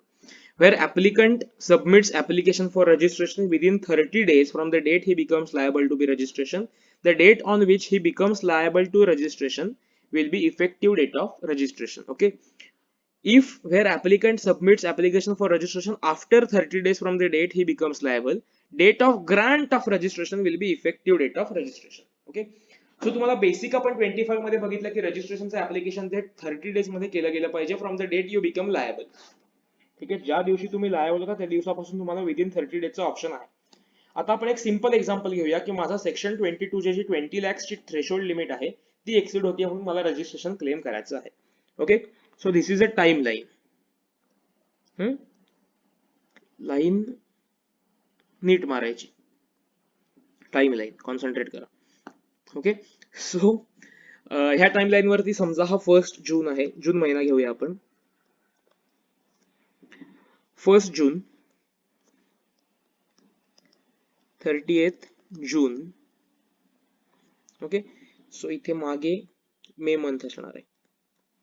सो मला कळलं की 1 जूनला जेव्हा मी शॉप ओपन केलं आणि जेव्हा मी माझं टॅली किंवा माझं काही अकाउंटिंग सॉफ्टवेअर किंवा माझं जे काही लेजर्स होते ते ओपन केले, I that got to know that on 1 June, at the end of 1 June, I have crossed the limit of 20 lakhs. Okay, I come to on 1 June. 1 जूनला समजलं की ओके आज माझा टर्नओव्हर एक्सीड झालेला आहे आणि मी प्रोएक्टिव्ह होतो. मला सगळ्या प्रोव्हिजन्स माहिती होता. इग्नोरेन्शिया ज्युरिस नॉन एक्सक्युजेट हा मला माहिती होतं. सो मला माहिती आहे की मला रजिस्ट्रेशन घ्यायचं आहे. सो माझा टर्नओव्हर 20 लॅक्स क्रॉस झाला. आता मला रजिस्ट्रेशन घ्यायला हवं. करेक्ट. आता माझ्याकडे 30 दिवसांचा पिरियड आहे अप टू 30th जून, की 30 डेज मध्ये किंवा 31 मे ला आपण एक्सिट झालो म्हणूया. 31 मे ला आपण एक्सिट झालो. सो 1 जूनला मला लायबिलिटी अराईज झाली. सो फ्रॉम 1 जून माझ्याकडे 30 डेज होते अप टू 30th जून. ह्या पिरियड मध्ये I have to submit application. May be registration मला नंतर येईल, मला सर्टिफिकेट ऍक्च्युली नंतर मिळेल, त्यासाठी 3 दिवसांचा पिरियड त्यांनी दिलेला आहे. But I have to submit the application for registration. Okay, now मी 29 जूनला रजिस्ट्रेशनचं ऍप्लिकेशन केलं. Application made on 29th June. 29ला मी ऍप्लिकेशन केलं. आता मी विदिन 30 डेज ऍप्लिकेशन केलं आहे. सो ऍप्लिकेशन मध्ये मला हे सांगावं लागतं की from which date I am liable to be registered. कुठच्या डेटला लायबिलिटी अराईज झाली तिथे मी सांगितलं की 1 जून. आता माझं रजिस्ट्रेशन सर्टिफिकेट आता इथून पुढे 3 दिवस ऑफिसरकडे दिलेले आहेत. सो 3 दिवसामध्ये एक तर तुम्हाला डिस्क्रिपन्सी कम्युनिकेट करेल की तुमच्या ऍप्लिकेशन मध्ये काहीतरी प्रॉब्लेम आहे, तुमचा काहीतरी अकाउंट नंबर बँकेचा टाकायला चुकलाय, तुम्ही फोटो नीट अपलोड नाही केलाय, तो क्लिअर नाहीये, तुम्ही बिझनेस प्लेसचं काय ऍड्रेस प्रूफ दिलाय, त्या ऍड्रेस प्रूफवर तुमचा ऍड्रेस चुकलाय आणि तुम्ही वेगळाच ऍड्रेस दिलाय. Whatever may be the discrepancy, किंवा सीबीडीटी डेटाबेसचा पॅन मधला डिटेल्स आणि तुम्ही एंटर केलेले पॅन डिटेल्स ह्याच्यामध्ये डिफरन्स आहे. व्हॉट एव्हर, ठीक आहे. सो डिस्क्रिपन्सी तो कम्युनिकेट करेल. त्याकडे 3 वर्किंग डेज आहेत. इफ 3 वर्किंग डेज मध्ये त्यांनी नाही केलं, तो त्याने काहीच नाही केलं तर मला ग्रँट आहे, डीम्ड ग्रँट आहे, मला ग्रँट होऊन जाईल. पण जर त्याने डिस्क्रिपन्सी कम्युनिकेट केली तर त्या डिस्क्रिपन्सीला मी उत्तर देईन. त्यासाठी माझ्याकडे पुन्हा पिरियड दिलेला आहे. ओके, ती परत तो बघेल. त्याने मला सांगितलं की तुमचा जो ऍड्रेस प्रूफचा डॉक्युमेंट आहे, इलेक्ट्रिसिटी बिल आहे, प्रूफ म्हणून तुम्ही जोडलंय, it is not visible to us. ते काहीतरी टेक्निकल इश्यूमुळे व्हिजिबल नाहीये, प्लीज री अपलोड तसे. मी परत री अपलोड करण्यासाठी मला परत टाइम कॅप दिली. मी परत अपलोड केला. I have intimated again to the officer. Again officer has checked and officer has granted me the registration. हे रजिस्ट्रेशन इफेक्टिव्ह कधीपासून होईल? जर मी 30 दिवसामध्ये ऍप्लिकेशन केलेलं असेल तर या फर्स्ट डे पासून ते इफेक्टिव्ह होईल. इफेक्टिव्ह होईल म्हणजे काय, तर माझे रिटर्न फायलिंग प्रोसिजर, माझे कंप्लायन्सेस, मला रजिस्ट्रेशनची इफेक्टिव्ह डेट ही ह्या डेट पासून येईल. मला आयटीसी जे आहे ते ह्या डेट पासून पुढे केलेल्या पर्चेसेस वरचं क्लेम करता येईल. ठीक आहे. आता सेकंड केस घेऊया, म्हणजे तुम्हाला त्याचा रिलेव्हन्स जास्त समजेल. समजा मी 29 जूनला ऍप्लिकेशन केलंच नाही.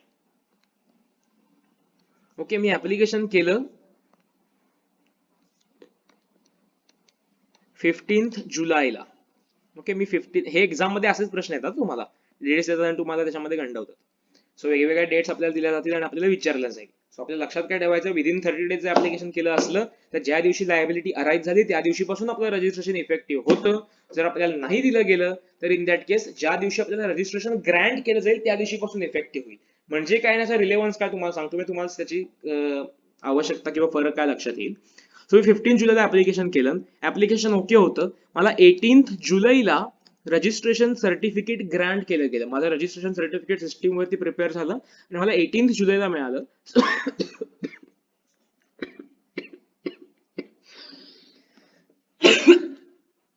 I am sorry. सो जर मला 18th जुलैला रजिस्ट्रेशन सर्टिफिकेट ग्रँट झालं तर माझं रजिस्ट्रेशन इफेक्टिव्ह त्याच डेट पासून होईल. आता ह्याच्यामध्ये फरक काय, ह्याच्यामुळे काय फरक पडतो? ह्याच्यामुळे 2 गोष्टीत फरक पडतो. एक तर first thing, until and unless you have a registration certificate you cannot collect tax from your recipients. तुम्ही तुमच्या रेसिपियंट्स कडून टॅक्स कलेक्ट करू शकत नाही. सो ज्या वेळेला मला 15 जुलैला किंवा 30 जून नंतर रजिस्ट्रेशन सर्टिफिकेट आलं त्या केसमध्ये मला कळलं की ओके, मी नाव 1 जून पासून रजिस्टर्ड आहे. सो मी 1 जून पासूनच अमाऊंट वरती टॅक्स पे करणार आहे. आणि मला आयटीसी जे आहे ते ह्या पिरियड मध्ये घेतलेल्या सगळ्या परचेसेस वरती जो काय जीएसटी मी पे केलेला आहे त्याचा आयटीसी मला मिळेल. किंवा कारण असं होत नाही ना की मी बिझनेस रजिस्ट्रेशन साठी ऍप्लिकेशन केलं, म्हणजे बिझनेस स्टॉप केला, फ्रीज केला. बिझनेस रनिंग असतो. मी परचेस करत असतो, सेल करत असतो, सर्व्हिसेस प्रोव्हाइड करत असतो, काहीतरी गुड्स इम्पोर्ट करत असतो, सगळं चालू असतं. फक्त अशी गोष्ट असते की ऍप्लिकेशन प्रोसेसमध्ये असतं. सो जोपर्यंत तुमच्याकडे सर्टिफिकेट येत नाही तोपर्यंत तुम्ही टॅक्स कलेक्ट करू शकत नाही. सेकंडली, जोपर्यंत तुम्ही रजिस्टर्ड नसता तोपर्यंत तुम्हाला इनपुट टॅक्स क्रेडिट मिळत नाही.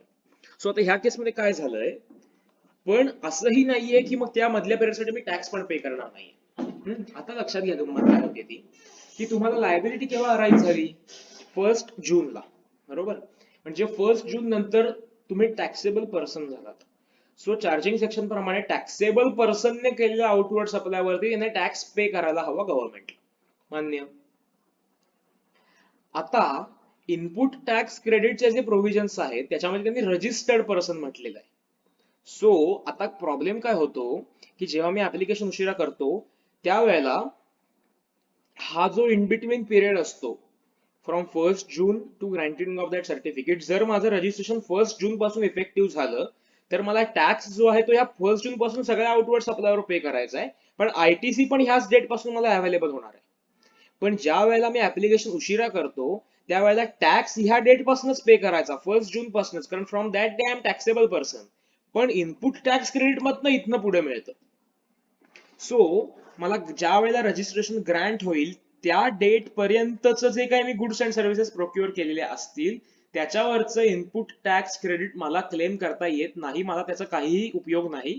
मला ते सगळं ऍज माय कॉस्ट म्हणून कन्सिडर केलं जातं. पण आउटपुट टॅक्स लायबिलिटी मात्र येते इन बिटवीन जो काही सप्लाय केला असेल त्याच्यावरती. आता just I have dealt with one case that person has exceeded their aggregate turnover limit in the month of January.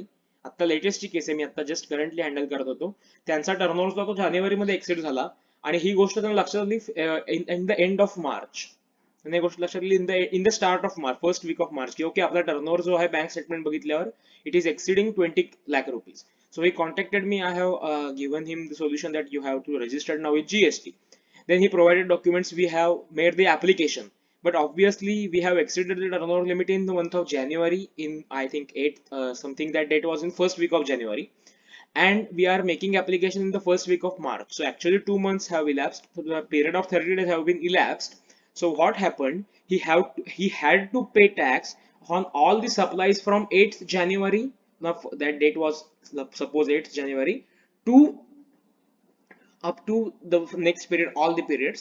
But the claim of he was service provider, he was purchasing some laptops and softwares. So the purchases he made during this in between period, he cannot claim the ITC. लक्षात येतंय. So तुम्हाला लायबिलिटीवर फरक नाहीच पडणार. Liability तुम्हाला त्या date पासूनच येणार आहे. ओनली फॅक्ट इज तुम्हाला इनपुट टॅक्स क्रेडिट जे आहे ते ज्या दिवशी रजिस्ट्रेशन सर्टिफिकेट ग्रांट होईल त्या दिवशी तुमची इफेक्टिव्ह डेट येईल, त्या डेट पासून तुम्हाला पे करायचं आहे. तुमच्या रजिस्ट्रेशन सर्टिफिकेटवर 2 कॉलम येतात, की इफेक्टिव्ह डेट ऑफ लायबिलिटी आणि effective date of registration. So date of liability at any case ज्या दिवशी तुम्ही लायबल होता त्या दिवशीपासूनच येते, पण इफेक्टिव्ह डेट महत्वाची का आहे तर आम्हाला इनपुट टॅक्स क्रेडिट जे सेट ऑफ करायला मिळतं हे आम्हाला मिळणार नाही if that application is not made within 30 days. कारण तुमचं रजिस्ट्रेशन इफेक्टिव्ह कधीपासून झालं, 18 जुलै पासून. इनपुट टॅक्स क्रेडिटच्या सगळ्या प्रोव्हिजन आपण बघू सेक्शन 16 पासूनच्या, त्यामध्ये सगळीकडे म्हटलं की only registered person can claim the input tax credit. आणि आम्ही रजिस्टर्ड केव्हा झालो, 18 जुलैला झालो. इन फर्स्ट केस जेव्हा मी विदिन 30 days ऍप्लिकेशन करत होतो तेव्हा जरी आमचं ऍप्लिकेशन 29 जूनला जात होतं तर it will become effective from 1 June. So कायदा असं सांगेल की okay from 1 June he is registered under GST, from 1 June you have granted this so and so GSTIN. Okay, in that case we can claim ITC from 1st June onwards. But if we have made application after the expiry of 30 days, at that time our effective date of registration will be the date of grant of application and not even the date of application. So आता समजा असं झालं की 18 त्या केसमध्ये आम्ही जी केस deal करत होतो त्याच केसमध्ये प्रॉब्लेम आला होता की we have exceeded the turnover limit in the month of January, we were making application in the month of March. आम्ही ऍप्लिकेशन केलं, ओके 8 मार्चला ऍप्लिकेशन केलं. ह्या ऍप्लिकेशन मध्ये 3 दिवसामध्ये आम्हाला डिस्क्रिपन्सी इश्यू झाली की तुमचा फोटो का काहीतरी डॉक्युमेंट जे आहे ते क्लिअर नाहीये आणि त्याच्यामध्ये इश्यूज येत आहेत. सो तुम्ही ऍडिशनल डॉक्युमेंट्स फर्निश करा, ऍडिशनल इन्फॉर्मेशन फर्निश करा. आम्ही ती ऍडिशनल इन्फॉर्मेशन फर्निश केली. परत ऑफिसरकडे 7 दिवस होते की ते व्हेरीफाय करण्यासाठी. आफ्टर 7 days परत ऑफिसरचं आणखी एक आम्हाला इंटिमेशन आलं की ओके तुम्हाला आम्ही अमुक अमुक हे करतो पण आम्हाला आणखी एक डॉक्युमेंट हवंय. ओके, सो आम्ही परत ते डॉक्युमेंट सबमिट केलं. आणखी एक आठवडा गेला आणि ऍक्च्युअली द इफेक्टिव्ह आम्हाला 19th मार्चला ते रजिस्ट्रेशन सर्टिफिकेट ग्रँट झालं. सो मला 19th मार्च ऑनवर्ड्स त्याच्यावरती इनपुट टॅक्स क्रेडिट क्लेम करता आलं. Not on the date of application made. कळतंय का तुम्हाला? ज्यावेळी रजिस्ट्रेशन ग्रांट होईल त्या दिवसापासून तुम्हाला रजिस्ट्रेशन तुमचं इफेक्टिव्ह होतं. सो तुम्ही 30 दिवसात ऍप्लिकेशन ऐकलं तर आता आम्ही सांगितलं असं होतं की आम्हाला जरी आम्ही 8 मार्चला जागी झालेलो होतो, आम्हाला 8 मार्च लक्षात आलं होतं की ओके आम्हाला ऍप्लिकेशन करायला हवंय, आमचं 8 मार्च पासून नाही इफेक्टिव्ह झालं, सगळं ऍप्लिकेशन करून त्याने डिस्क्रिपन्सी कम्युनिकेट करून आम्ही त्याला सफिशियंट रिझन्स देऊन हे सगळं होऊन जेव्हा ऍक्च्युली त्या ऑफिसरला तसल्ली झाली की ओके त्याने रजिस्ट्रेशन सर्टिफिकेट ग्रांट केलं, त्या दिवशीपासून आम्हाला इफेक्टिव्ह डेट मिळाली. Okay, so which was a practical example, म्हणून तुम्हाला मुद्दाम सांगितलं की date of grant of registration आहे, डेट ऑफ ऍप्लिकेशन मेड नाहीये. म्हणजे आम्ही ऍप्लिकेशन 8 मार्चला केलं होतं, पण आम्हाला तरी सुद्धा कधी मिळालं रजिस्ट्रेशन? 19th मार्च पासून मिळालं. लायबिलिटी 8 मार्च पासून आली, पण 8 जानेवारी पासून जनरेट झाली. सो 8 जानेवारी पासून ते 19 मार्च पर्यंतच्या सगळ्या सप्लायवरती आम्ही आउटपुट टॅक्स पे केला, तो आम्ही रिकव्हर करू शकलो ना, त्यामुळे आम्ही आमच्या ओन पॉकेट्स मधनं पे केला. इन माय केस, माझी स्वतःची केस नाही, मी जी केस हँडल करत होतो त्या केसमध्ये, सो आम्हाला तो स्वतःच्या ओन पॉकेट्स मधनं पे करायला लागला. कॉन्सिक्वेंटली 8 जानेवारी ते 19 मार्चच्या मधल्या पिरियडमध्ये मी जो काही परचेस केला होता, काही सॉफ्टवेअर्स परचेस केली होती, काही लॅपटॉप्स परचेस केले होते, ह्याच्यावर जो इनपुट टॅक्स क्रेडिट पण लॅप्स झालं, तेही मला क्लेम करता आलं नाही. So this was the case entire, की तो म्हणून हा जो क्लॉज आहे इफेक्टिव्ह डेटचा, हा लक्षात ठेवायचा. लक्षात ठेवायला एकदम सोपा आहे. जर ऍप्लिकेशन 30 दिवसात केलं असेल तर ज्या डेटला लायबिलिटी अराइज होते, the date on which you become liable, that will be your effective date. If your application is made after 30 days, then the date of grant of registration, ज्या दिवशी तुम्हाला सर्टिफिकेट हातामध्ये येईल, सर्टिफिकेट तुमचं generate होऊन तुम्हाला registration grant होईल, त्या दिवशी तुम्हाला रजिस्ट्रेशन सर्टिफिकेट तुम्हाला इफेक्टिव्ह डेट मिळेल. आता मला एक सांगा प्रश्न, की मगाशी आपण ते कम्युनिकेशनचं बघितलं होतं, ठीक आहे. So in this our case which we are going, that liability arise on 8th January, application was made on 8th March, registration certificate was granted on 19th March, and it was communicated to us on 22nd March, which will be the effective date. आम्हाला 22 मार्चला mail आला की okay तुमचं GST registration approve झालेलं आहे, so and so is your user name, so and so is your password, you can visit your GST in portal, log in and you can view your certificate, your registration is active now. आम्हाला intimate department कडून केलं गेलं on 22nd March, that is within 3 days. आपण इथे कुठेतरी वरतीच बघितलेलं होतं, इथेच बघितलंय, ठीक आहे. आता मला तुम्ही सांगा की इफेक्टिव्ह डेट ऑफ रजिस्ट्रेशन काय असेल? 19th मार्च, 22nd मार्च, कुठची असेल? Remember my friends, date of grant of registration आहे. सो ह्या केसमध्ये 19th मार्चला मला रजिस्ट्रेशन ग्रांट केलं गेलं, so that will be effective date and not date of communication. आता ऍक्च्युली 3 डेजचा पिरियड त्यांनी दिलेला आहे, बट ही सिस्टीम थ्रू त्यांनी ऑनलाईन केलेला आहे. सो तुम्हाला रजिस्ट्रेशन नंबर तुमचा जनरेट झाला की त्या सिस्टीम मधून ऑटोमॅटिकली मेल येतो आणि SMS येतो. सो ह्याच्यामध्ये फार मोठा टाइम लॅग असत नाही नॉर्मली. असं होत नाही फॉर्मली की आम्हाला लेटर प्रिपेअर करायला लागतो, ऑफिसरला मेल लिहावा लागतो आणि मग तो पाठवावा लागतो. That system automatically sends mail to the taxpayer. ह्याच्यामध्ये त्यांनी हेही एक गव्हर्नमेंटचं इथे इंटेन्शन दिसतं की त्यांनी मॅक्झिमम प्रोसेस ज्या आहेत या ऑनलाईन केलेल्या आहेत, where you need not to go to the department physically, or that officer is not needing to issue you a mail, write it a mail, कारण ते परत मॅन्युअल जिथे जिथे आलं ना तिथे तिथे मग डिलेची पॉसिबिलिटी राहते. सो ही सिस्टीम जनरेटेडच मेल असतात. ज्या वेळेला तुमच्या जीएसटीएन सिस्टीम मध्ये ऑफिसर अप्रूव्ह करतो, ऑटोमॅटिकली तुमचं सर्टिफिकेट प्रिपेअर होतं, ते ऑटोमॅटिकली तुम्हाला तुमच्या मेलवरती इंटिमेट केलं जातं, तुमच्या मोबाईलवरती SMS थ्रू इंटिमेट केलं जातं. So this is process is automated, ठीक आहे. So it is VVIMP category. झोपेत न उठवलं तरी आज आठवलं पाहिजे रजिस्ट्रेशनची इफेक्टिव्ह डेट काय आहे, ठीक आहे. एक्झाम्पल दिलेलं आहे तुम्हाला, homework.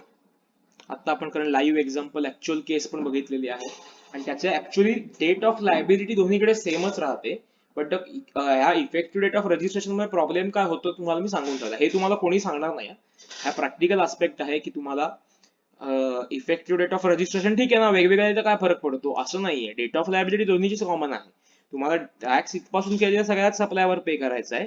Just the thing is तुम्हाला इनपुट टॅक्स क्रेडिट अवेल करण्याची जी तुमची प्रोबॅबिलिटी आहे, एलिजिबिलिटी आहे, ती the date from which you have granted registration or effective date of your registration पासून तुम्हाला अवेलेबल होते. सो त्या डेट पासून पुढे केलेल्या पर्चेसेस वरती किंवा प्रोक्युअर केलेल्या सर्व्हिसेस वरती तुम्ही इनपुट टॅक्स क्रेडिट अवेल करू शकता. So this was very important discussion. I think we have consumed a lot of time in that. It was worth. Okay, so here त्याने डीम्ड रजिस्ट्रेशनचं पण दिलेलं आहे. सो तोही आपण पार्ट जो आहे तो ऑलरेडी बघितलेला आहे. करेक्ट. आता हा जो एक मधला पार्ट आहे ज्या ठिकाणी त्यांनी कॅज्युअल टॅक्सेबल पर्सन आणि नॉन रेसिडेंट टॅक्सेबल पर्सन बद्दल सगळं दिलंय. पण before moving to that we will see the process or procedure of registration. Okay.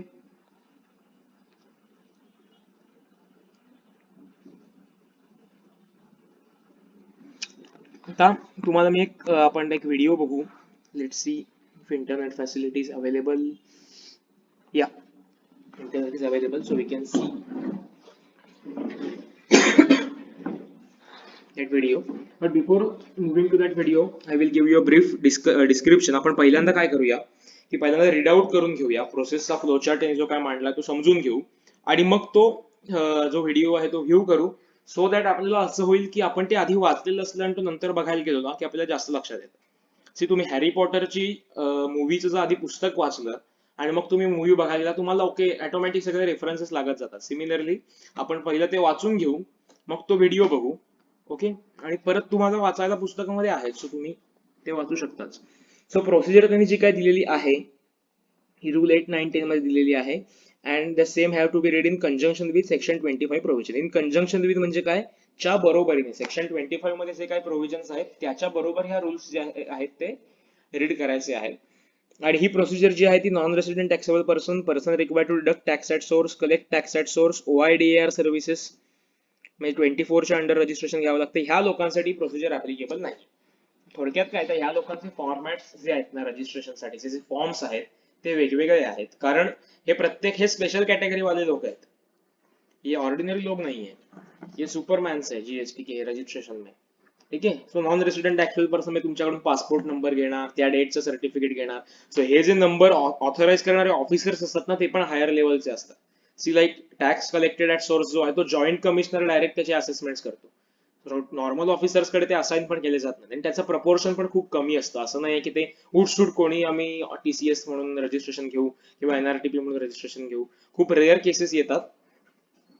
So you have to या लोकांसाठी थोडक्यात ही रजिस्ट्रेशन प्रोसिजर जी दिलेली आहे ही ऍप्लिकेबल नाहीये. बघा ना, नॉन रेसिडेंट टॅक्सेबल पर्सन आणि OIDAR सेम असणार आहे कारण OIDAR पण आउटस्टेट कडून सप्लाय करतो. सो त्याच्यासाठी फॉर्म्स वेगवेगळे आहेत. ओके, सो OIDARच्या केसमध्ये पण ही पॉसिबिलिटी आहे की त्याचा आमच्या भारतामध्ये काही फिजिकल प्रेझेन्स नाहीये, त्याचा कोणी पॅन नंबर त्याचा असणार नाहीये. ठीक आहे. Similarly tax collected at source हे डिडक्टेड ऍट सोर्स हे गव्हर्नमेंट डिपार्टमेंट्स आहेत. कलेक्टेड ऍट सोर्स जे आहेत हे ई-कॉमर्स ऑपरेटर्स आहेत. ऍक्च्युली मी TDS 51 ची रजिस्ट्रेशन हँडल केलेली आहे. सिमिलरली 52 चं रजिस्ट्रेशन मी ऍक्च्युली केलेलं नाहीये but I have studied on it आणि 1-2 ठिकाणी ऍडवाइस देण्यासाठी पण आम्ही त्याच्यावर काम केलेलं आहे. But I have not steel dealt with non resident taxable person and OIDAR in practical. But I think we have given advice regarding non-resident taxable person recently. But actually, he is not fitting in that criteria. He is not coming to India, and that client is going to run business from outside India. So तो इथे याला NRTP applicable होत नाही. पण हे दोन forms जे आहेत सेक्शन 51, 52 चे हे मी फाईल केलेले आहेत. त्याच्यामध्ये एक फार मोठं आपल्याला आता लक्ष घालण्याचं कारण नाही because it is not part of our syllabus. आपल्याला त्यांनी जी प्रोसिजर दिलेली आहे तेवढी समजून घेऊया आणि पुढे जाऊया. Okay. So form number REG1 हा एक लक्षात ठेवायचा फॉर्म आहे, आपल्यासाठी इम्पॉर्टंट आहे. ठीक आहे. हा MCQ म्हणून आपल्याला जनरली विचारणार एक्झाम मध्ये. In order to cater the needs of taxpayers who are not IT savvy, facilitation centers have been established which help the taxpayer in submitting application for registration, amending registration certificate, submitting application for cancellation of registration, revocation of cancellation. Facilitation center shall be responsible for the digitization and uploading of the forms and documents. थोडक्यात काय तर आता सगळी system जी आहे ती online आहे. So लोकांना थोडं टेक्नो सेव्ही जी लोक नाहीये, जे IT सिस्टीमशी तेवढे कनेक्टेड नाहीयेत, त्यांना स्वतः रजिस्ट्रेशन करायची असतील तर त्यांनी गव्हर्नमेंटने एक फॅसिलिटेशन सेंटर नावाची डेस्क ओपन केलेली आहे. डेस्क इन द सेन्स त्यांच्या डिपार्टमेंट्समध्ये त्यांनी एक सेक्शन तयार केलेले आहेत की ज्या ठिकाणी लोकांना ह्या ज्या सगळ्या प्रोसेसेस आहेत त्या ते फॅसिलिटेट करून देतील, त्या ते करून देतील. थोडक्यात ते गव्हर्नमेंटचं फॉर्म फायलिंग सेंटर असल्यासारखं आहे. But I have not seen any such centre which is active in our near by area. रत्नागिरीत तसं सेंटर अजून दिसलेलं नाहीये. But they have activated such centre so that गव्हर्नमेंटची अशी स्टेप आहे की जे लोक अगदीच अनभिज्ञ आहेत, अडाणी आहेत, त्यांना मदत करण्यासाठी, ज्यांना कोणी सीए कडे जायचं हे पण माहिती नाहीये, कुठल्या टॅक्स कन्सल्टंट कडे जायचं हेही माहित नाहीये, तर त्यांच्यासाठी आम्ही एक फॅसिलिटेशन सेंटर बनवतो where we can provide them such services. ठीक आहे, so that is given here. So application for registration by special economic zone. आपण मगाशी बघितलं होतं की एका स्टेटमध्ये जर एक युनिट सेस मध्ये आहे आणि एक युनिट रेग्युलर आहे, तर त्या दोघांना एकाच GSTIN खाली ऑपरेट करता येत नाही. They should apply separately for obtaining separate registration. Okay, so एका स्टेटमध्ये ऍक्च्युअली आपल्याला एकच रजिस्ट्रेशन घ्यावं लागतं, घेऊन चालतं सगळ्या बिझनेस प्लेसेससाठी. ओनली एक्सेप्शन इज जर तुमचं युनिट एखादं सेज मध्ये असेल तर तुम्हाला त्यासाठी एकच रजिस्ट्रेशन घ्यावं लागतं. लेट्स एक्झाम्पल, माझी महाराष्ट्रामध्ये 3 युनिट्स आहेत. ओके, एक आहे रत्नागिरीमध्ये, एक आहे कोल्हापूरमध्ये आणि एक आहे महाडच्या सेज मध्ये. आपल्याकडे महाड रायगड त्याच्यामध्ये says special economic zone area आहे. सो तिथे माझं एक युनिट आहे. सो मला असा प्रश्न पडला की मग मी तिन्हीसाठी एकच रजिस्ट्रेशन सर्टिफिकेट घेऊ का, एकच रजिस्ट्रेशन घेऊ का, एकच GSTIN मला इश्यू होईल. आता ह्या केसमध्ये मी रत्नागिरी आणि कोल्हापूर या 2 युनिट्ससाठी एकच रजिस्ट्रेशन ऑप्टेन करू शकतो. I have to give either Kolhapur is my principal place, Ratnagiri is my additional place, or vice वर्सा.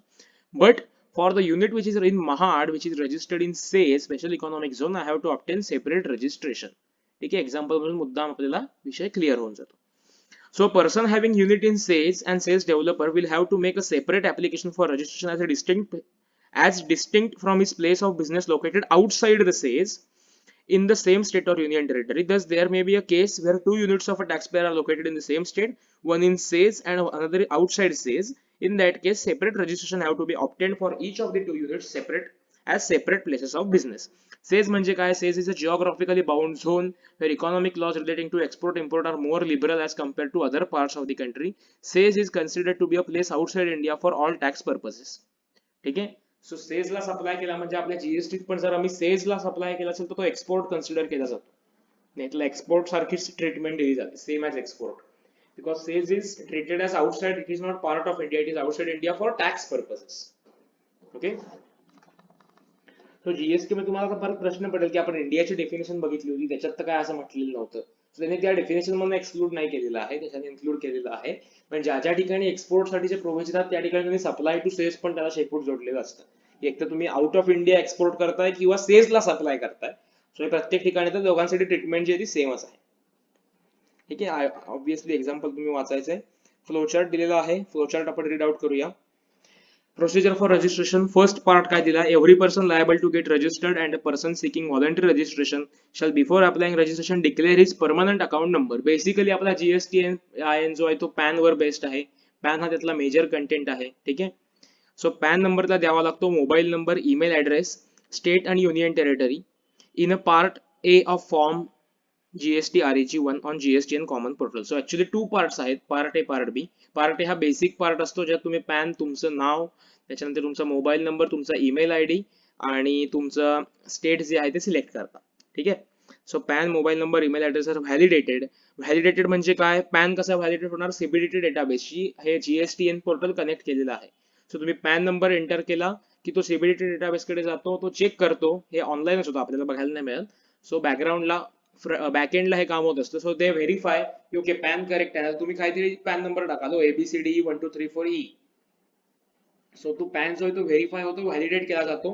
मोबाईल नंबर तुम्ही टाकला असेल त्याच्यावर ओटीपी येतो, तो ओटीपी तुम्हाला एंटर करायला लागतो. ईमेल आयडी वर तुम्हाला वेगळा ओटीपी येतो, तो ईमेल आयडी तुम्हाला एंटर करावा लागतो. सो तुम्ही व्हॅलिडेट करून घेता. ठीक आहे, तिथे दिले वन टाइम पासवर्ड आणि PAN validated from common portal from CBDT database. Then तुम्हाला एक TRN temporary reference number issue केला जातो. Now what is this? Is this temporary reference number is GSTIN? No. Temporary reference number is certain number generated by that system by which you can further access your application. So part A भरून संपला की मला एक TRN mention केला जातो, काहीतरी 15 डिजिटचा असतो. से 1 2 3 4 5 6 7 8 9 0 1 A 3 B आणि त्याच्या शेवटी TRN असे 3 लेटर्स असतात. ओके, सो त्या TRN नंबर मला इश्यू केला जातो. हा TRN नंबर कशासाठी असतो? तर परत ते ऍप्लिकेशन मला ऍक्सेस करायचं असेल, असं झालं की मी पार्ट ए फिलअप केला आणि पार्ट बी भरता भरता माझा परत लॉगआउटला इंटरनेट कनेक्शन निघून गेलं, मग मला परत सगळं करायला हवं का? नको.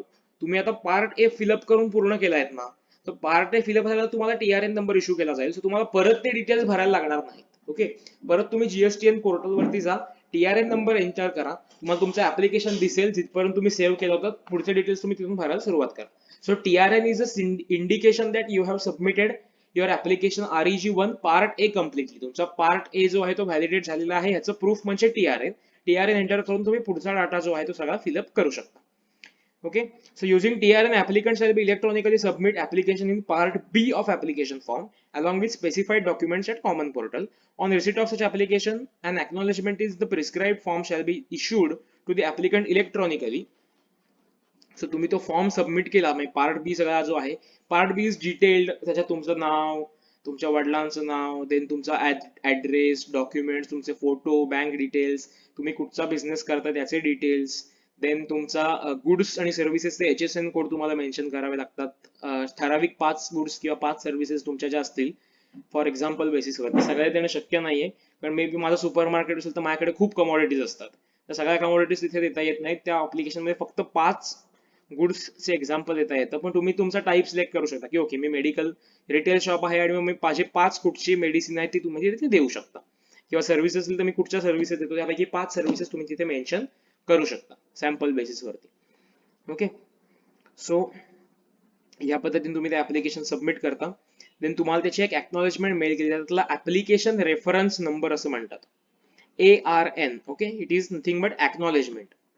एक्नॉलेजमेंट म्हणजे काय की पावती, थोडक्यात आम्ही अर्ज केल्याचे आमच्याकडे प्रूफ नको का काय, सो त्याची पावती म्हणून तुम्हाला तो ARN नंबर, AR आहे ना, पहिला होता तो TRN, this is ARN. ARN is nothing but acknowledgement that you have submitted your whole application and you have entered all the details. ठीक है. Then this application shall be forwarded to proper officer. The procedure after receipt of application by proper officer is declared in part 2. पहिला part समजला काय दिलाय तो, तुम्हाला TRN मिळेल, मग तुम्ही पार्ट ए भरा, मग TRN मिळेल, पार्ट बी भरा, मग ARN मिळेल, म्हणजे एक्नॉलेजमेंट इश्यू केली जाईल. या एक्नॉलेजमेंट नंतर ते ऍप्लिकेशन जे आहे ते ऑफिसरच्या डेस्क वरती ऑटो पॉप्युलेट होईल. Next part 2, proper officers examines the application and accompanying documents. Officer सगळं ऍप्लिकेशन रीड आउट करेल, तुमचे डॉक्युमेंट्स जे ते डाउनलोड करेल, ती व्हेरीफाय करेल. Okay, if the same are found in order, ती जर बरोबर असतील तर, if yes within 3 working days from the date of submission of application, proper officer will grant registration certificate in form REG06. हा दुसरा फॉर्म लक्षात ठेवायचा आहे, आणि इथे लक्षात ठेवायला महत्वाची गोष्ट कुठची, within 3 working days. This is important thing. ठीक आहे, सो विदिन 3 वर्किंग डेज तुम्हाला ऍप्लिकेशन जर सगळं बरोबर असेल तर त्याला ते सर्टिफिकेट जे आहे इश्यू करावं लागतं. Once you have given the certificate, if the proper officer fails to take any action, हे डीम्ड अप्रुव्हल मगाशी आपण बघितलं, आठवतंय का. So if proper officer fails to take any action within 3 working days from the date of submission of application or within 7 working days from the date of receipt of clarification information or documents it's furnished by the applicant. हे काय बघूया आपण इथे ह्या part मध्ये, no मध्ये येईल, the application of grant of registration shall be deemed to have been approved. ठीक आहे, छान दिलाय चार्ट खूप. So ICAI in their study material, आमच्या वेळी स्टडी मटेरियल मध्ये एवढे चांगले चार्ट्स वगैरे नव्हते, but now ICAI has given you a good charts and they have actually prepared proper study material. The only fact is it is bit lengthy, but we are going to cope up with that. Okay. So जर सगळं व्यवस्थित असेल तर त्याला within 3 days application जे आहे ते त्याला रिस्पॉन्ड करून त्याला ग्रांट रजिस्ट्रेशन करावं लागतं. जर 3 दिवस तो शांत बसून राहिला, ऑफिसरने काहीच केलं नाही, विसरला, तर after the end of 3 days automatically registration जे आहे ते ग्रांट केलं जाईल. सिमिलरली प्रॉपर ऑफिस, आता समजा ते जे काही डॉक्युमेंट्स इश्यू केलेले आहेत, if they are not in order, ती करेक्ट नाही आहेत किंवा इन्फॉर्मेशन मध्ये काहीतरी डिस्क्रिपन्सी आहे, in that case proper officer will issue notice electronically within 3 working days from application date, thereby seeking clarification information documents from the applicant. So 3 दिवसात त्याला एक रजिस्ट्रेशन ग्रांट तरी करावं लागेल, किंवा त्याच्यावर काहीतरी डिस्क्रिपन्सी तरी कम्युनिकेट करायला लागेल नोटीस इश्यू करून, की तो नोटीस इश्यू करून सांगेल की ओके, तुमचे हे डिटेल्स चुकतायत, तुम्ही ऍड्रेस चुकीचा दिलाय आणि तुम्ही तुमच्या डॉक्युमेंटवरती ऍड्रेस वेगळाच दिलेला आहे, किंवा तुमच्या इलेक्ट्रिसिटी बिल तुम्ही जे दिलेलं आहे त्याच्यावरती वेगळंच नाव आहे आणि तुमचं नाव वेगळं आहे. आता हे कधी कधी होऊ शकतं, समजा मी रेंट वरती घेतलं असेल एखादा प्रिमायसेस, सो त्या अग्रीमेंटचं जे काही डॉक्युमेंट असतं, त्या प्रिमायसेसचं डॉक्युमेंट असतं इलेक्ट्रिसिटी बिल, त्याच्यावर त्याच्या ओनरचं नाव येतं. सो असं एकदा केसमध्ये झालेलं होतं की that officer had issued us notice regarding that your name is not matching with the name of proprietor. So तुम्ही रजिस्ट्रेशन जे करताय त्याच्यावरचं जे नाव आहे आणि तुमचं बिझनेस प्लेसचं जे प्रूफ आहे त्याच्यावरचं नाव वेगळं आहे. Then we provided them a document called rent agreement and we have substantiated that okay sir, though we agree that that document of ownership is in the name of another person, but we have rented that premises from so and so person, and this is a registered rent agreement between us. त्याच्यामध्ये सरळ सरळ mention केलेलं होतं की ह्या जागेची ownership या माणसाकडे आहे आणि हा जो प्रोप्रायटर आहे त्यांनी ह्या माणसाकडून हा प्रिमाइसेस रेंटवर घेतलेला आहे. So that was rent agreement which we are going to submit. So अशा पद्धतीने तू नोटीस इश्यू करू शकतो. So if he is issuing that notice, then ऍप्लिकंटला, if applicant has furnished the clarification information within 7 working days from the receipt of notice. So ऍप्लिकंटला परत 7 दिवसाची मुदत आहे. ठीक आहे, कारण डिस्क्रिपन्सी आहे म्हणजे काहीतरी फॉल्ट आहे. सो परत डॉक्युमेंट्स जमवा करायला त्यांनी 7 दिवसाचा पिरियड ठेवलाय. If he has furnish the documents within 7 days and proper officer is satisfied, then within 7 working days from the date of receipt of information or clarification of documents ला RG 6 जे आहे ते हे करावं लागेल. सो आता गंमत बघा, ह्याची टाइमलाईन कशी झाली बघा. हे ऍप्लिकेशन केले, आता इफेक्टिव्ह डेट वगैरे विसरा. इफेक्टिव्ह डेटची टाइमलाईन मध्ये काय आवश्यक असतं, डेट ऑफ लायबिलिटी आणि ऍप्लिकेशनची डेट. तिथपासून 30 दिवसाच्या आत असेल तर त्याची इफेक्टिव्ह डेट लायबिलिटीची येते. 30 दिवस एक्सपायर झाली असतील तर ज्या दिवशी ग्रांट होईल रजिस्ट्रेशन ती डेट असते. ओके, आता हे आहे ऍप्लिकेशन केल्यापासून पुढे. तर समजा मी 1 जूनला ऍप्लिकेशन केलं. ओके, मला 2 जूनला ऑफिसरने इंटिमेट केलं की तुमच्याकडे डिस्क्रिपन्सी आहे. ओके, त्याची डिस्क्रिपन्सी माझ्याकडे दिली गेली. अक्षर खराब येतंय, समजून घ्या. सो आता ही डिस्क्रिपन्सी कम्युनिकेट केल्यापासून माझ्याकडे 7 दिवसांचा पिरियड राहतो डॉक्युमेंट्स जमवा करून ह्या नोटीसला आन्सर करण्याचा किंवा त्या डिस्क्रिपन्सीसाठी क्लॅरिफिकेशन सबमिट करण्याचा. आणि हे क्लॅरिफिकेशन सपोज आता मला 2 जूनला आलंय ना, मी 9 जून पर्यंत माझ्याकडे पिरियड आहे. मॅक्झिमम मी 9 जूनला सबमिट करू शकतो. 9 जून नंतर परत ऑफिसरकडे 7 डेज आहेत to verify that document and to say accept or reject. So जर तुम्ही 30 दिवसात ऍप्लिकेशन नाही केलं ना, तर काय होतं की तुम्ही कुठेतरी 2 महिन्यांनी ऍप्लिकेशन करणारा, त्याने जर क्वेरी काढली तर परत 7 दिवस तुमच्याकडे येतात. परत तुम्ही जर 7 दिवसात भरलं तर 7 दिवस त्या ऑफिसरकडे येतात. आणि after the end of 7 days he has to issue or he has to grant registration, and if he is silent for these 7 days after submitting of that response, then deemed grant. मगाशी इथे खाली जो point म्हटला होता ना की within 7 days, हा तो आहे की विदिन 7 डेज जर ऑफिसर सायलेंट राहिला तर 7 डेज मध्ये आपल्याला डीम्ड रजिस्ट्रेशन जे आहे ते ग्रांट होऊन जाईल. लक्षात येत आहे. So this is the process, आणि म्हणून ते ऍप्लिकेशन विदिन 30 डेज मध्ये सबमिट होणं आवश्यक आहे. कारण मग हा एवढा पिरियड जो आहे ना, एवढ्या इथून मग समजा आता आम्ही ते 30 दिवसानंतर ऍप्लिकेशन केलं असलं, समजा 1 जून, समजा आमची 1 जानेवारीत लायबिलिटी अराईज झाली आणि आम्ही 1 जूनला अप्लाय करतो, so it is after the expiry of 30 days, तर मला रजिस्ट्रेशन सर्टिफिकेट ग्रांट होईल at the end of 16th जून. लक्षात येतंय. सो ही मधली जी प्रोसेस आहे ना, ह्या प्रोसेससाठी इतका टाइम जातो आणि देन आवर इफेक्टिव्ह डेट गेट्स पोस्टपोन, म्हणून ते ऍप्लिकेशन विदिन 30 डेज मध्ये सबमिट होणं मॅन्डेटरी आहे. I think we are enough clear with this process. No one is going to ask you in deep, but तुम्हाला हे टाइम पिरियड जे आहेत, त्याच्यानंतर इफेक्टिव्ह डेट आहे किंवा डीम्ड ग्रांट हा जो विषय आहे, ह्याच्यावरती क्वेश्चन्स एमसीक्यू बेसिस वरती किंवा एखाद्या मोठ्या क्वेश्चनचा सब पार्ट, एखादा सब क्वेश्चन एखादा म्हणून विचारला जाऊ शकतो. ठीक आहे. So we will stop here. In next lecture, we are going to see that process for application. Then we will see non-resident taxable person and casual taxable person च्या provisions. And after that, we are going to amendment of registration. And okay, so that amendment part we can cover here. Again, त्याचा पण आपल्याला एखादा video जर possible झाला तर बघता येईल. So section 28 जो आहे तो आपण कव्हर करू. Section 29 and section 30 जे आहेत ते आपण त्यानंतर रीड आउट करणार आहोत. Before that I am giving you a homework that after listening this lecture you have to read go through the bare text of section 29 and section 30. So ज्या वेळेला मी परत सेक्शन 29 सेक्शन 30 शिकवायला घेईन, I am directly starting from this analysis part. मी या analysis part पासून सुरुवात करणार आहे. सो त्याचा जो बेअर सेक्शन्स जे आहे सेक्शन 29 आणि सेक्शन 30 हे तुम्ही रीड आउट करायचं आणि तुमचं इंटरप्रिटेशन जे आहे ते प्रिपेअर करायचं आहे. लक्षात येत आहे. Okay. So let's come to section 28, procedure for amendment. Bare text कुठे गेलं रे section 28 चं? I think they have not given us the bare text. They have directly given us the procedure for section 28. Okay, no issue. They have not given us the bare text in that box, green boxes format. So we will directly start with procedure, amendment of registration. Now what do you mean by amendment? Amendment का करावी लागत असेल कुठच्याही field मध्ये? There might be possibility that समजा एखाद्याचं name change झालं.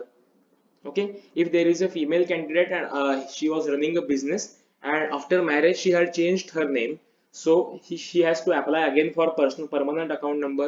So a new permanent account number will be issued to her, and after that she will have again apply to registration. So अशा एक reason असू शकतं.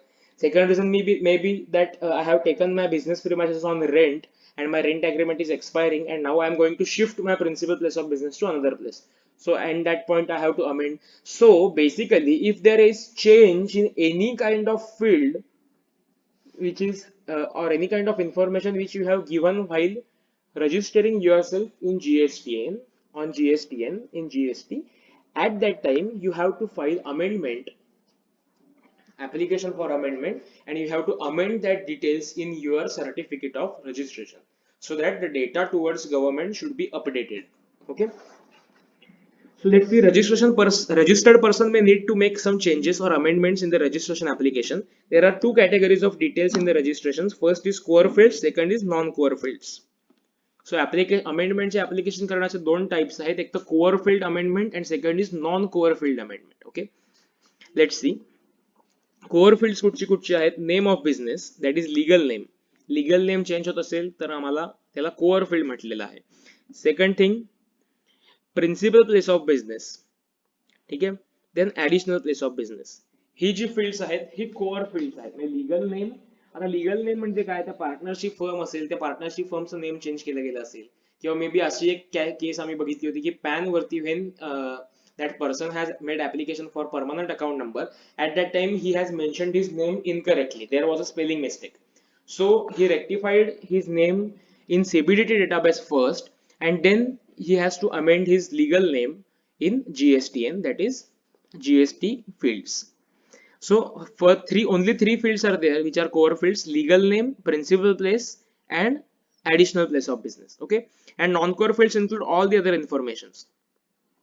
So in case the change in core information in registration application, the taxable person will apply for amendment within 15 days of the event necessitating the change. The proposed officer will approve the amendment within next 15 days. So तुम्ही ज्या दिवशीपासून change झालेला आहे त्या दिवशीपासून 15 दिवसामध्ये application करायचं आहे. Officer will approve that application within next 15 days. For other changes, non-core field information, no approval of the proper officer is required, and amendment can be effected by the taxable person on his own motion on the common portal. Same माझा mobile number change झालाय, ह्या ऑफिसरने काय verify करायचंय? So officer will not verify. त्या नवीन mobile नंबरवर मला OTP generate होईल आणि त्या ओटीपी थ्रू मी ते व्हॅलिडेट करेन. त्यासाठी काय अप्रुव्हल घेण्याची गरज नाहीये ना. पण see, if I am changing my principal place of business, at that time approval is necessary. If I'm changing my legal name, approval is necessary. Okay, or if in case what they have said, so other changes in non-core information, approval by officer is not necessary. माझं मी समजा काहीतरी नाव change करतोय किंवा नाव हे core field मध्ये येतं, sorry, समजा मी माझा बिझनेसचा मधला जो ईमेल आयडी दिलेला होता तो चेंज करतोय, so it is non core field ना, त्यासाठी ऑफिसरचं अप्रुव्हल घेण्याचं काहीच कारण नाहीये. सो मी जो नवीन ईमेल आयडी एंटर करणार आहे, ऑब्व्हियसली हे ऍप्लिकेशन करण्यासाठी you must have your user name and password. So तुमच्याकडे user name and password means you are genuine person. Secondly, if you are changing your email ID, then you have to validate it with using your OTP on your old and new email ID.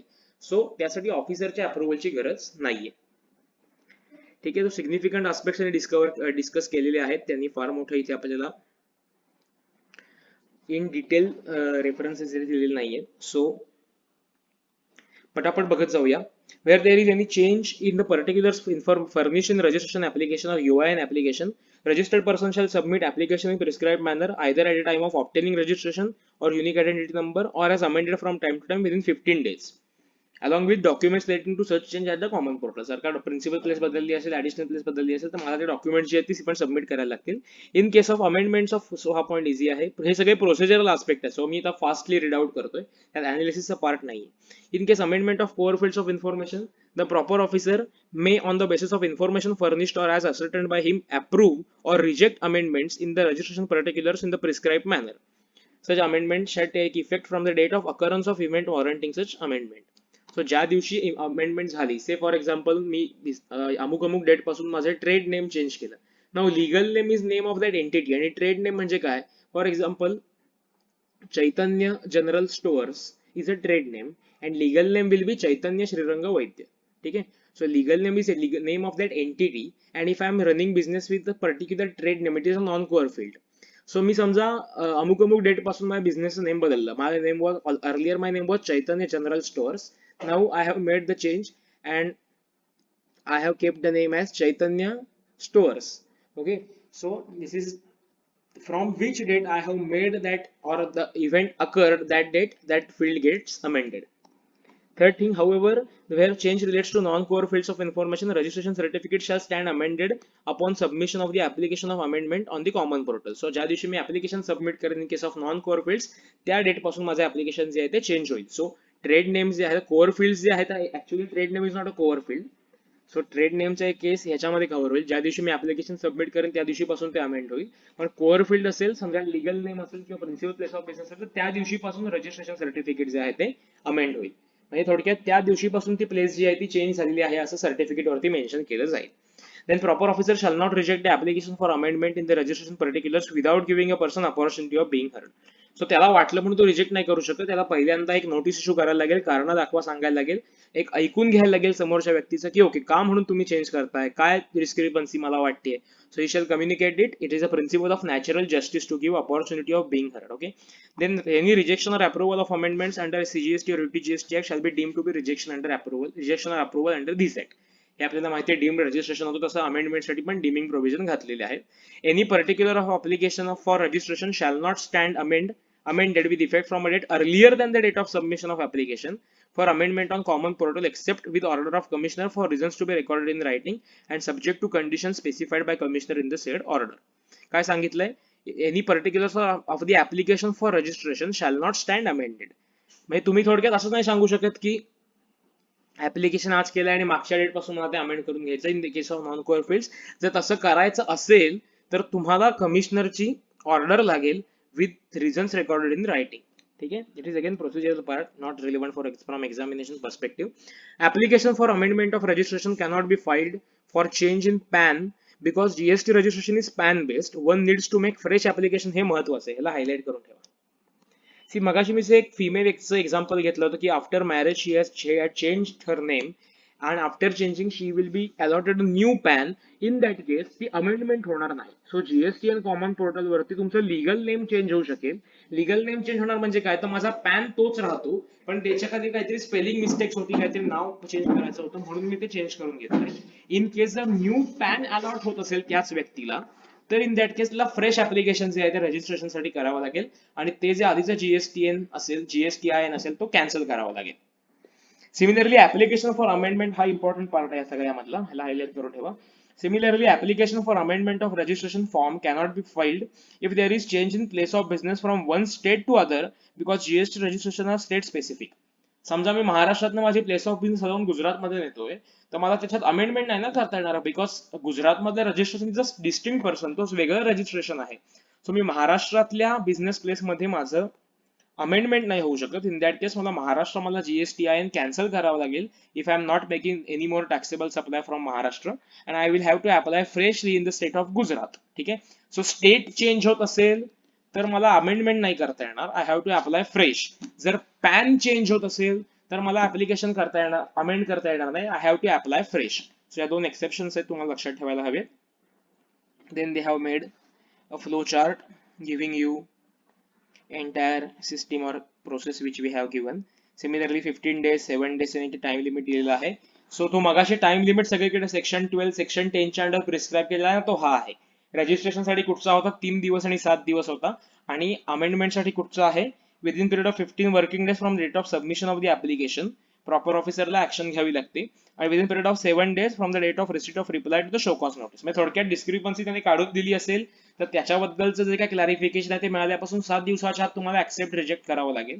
आणि in case within the period of 15 working days from the date of fresh application असेल तर त्याच्या स्क्रुटिनीसाठी त्याच्या अप्रुव्हलसाठी तुमच्याकडे 15 days आहेत. Okay, so जर तुम्ही नाही केलं ऍक्सेप्ट किंवा रिजेक्ट तर after that it will be certificate of registration shall stand amended to the date of extend applied.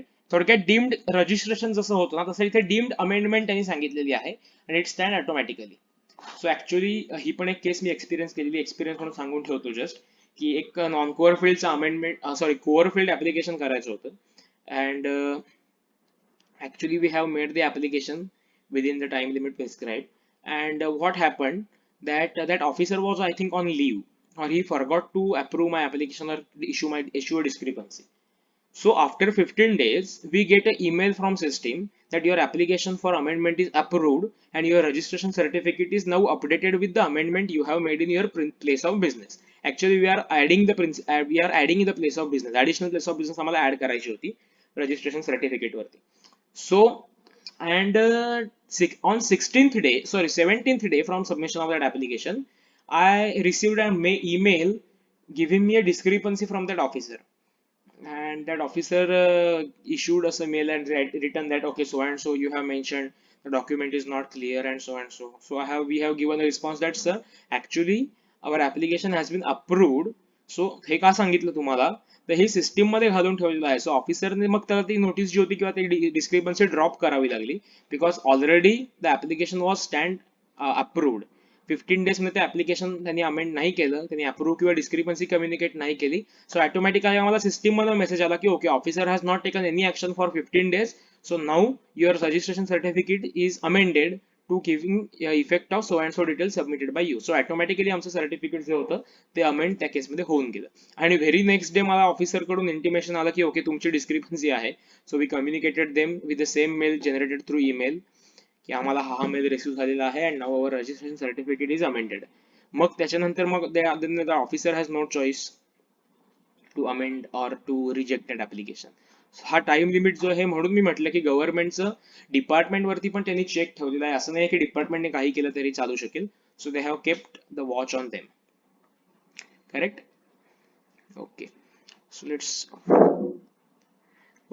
stop here. In next lecture, we will start with that video on which we are going to actually see how registration application will be made on GSTN portal. Up till then, bye. So this is a bit lengthy chapter. अजून section 29, 30 आणि section 27 जे आहेत ते आपल्याला बघायचे आहेत. But we will conclude all the three sections in our next topic, and thereby we will end this topic in the next lecture. Okay. Up till then, bye bye.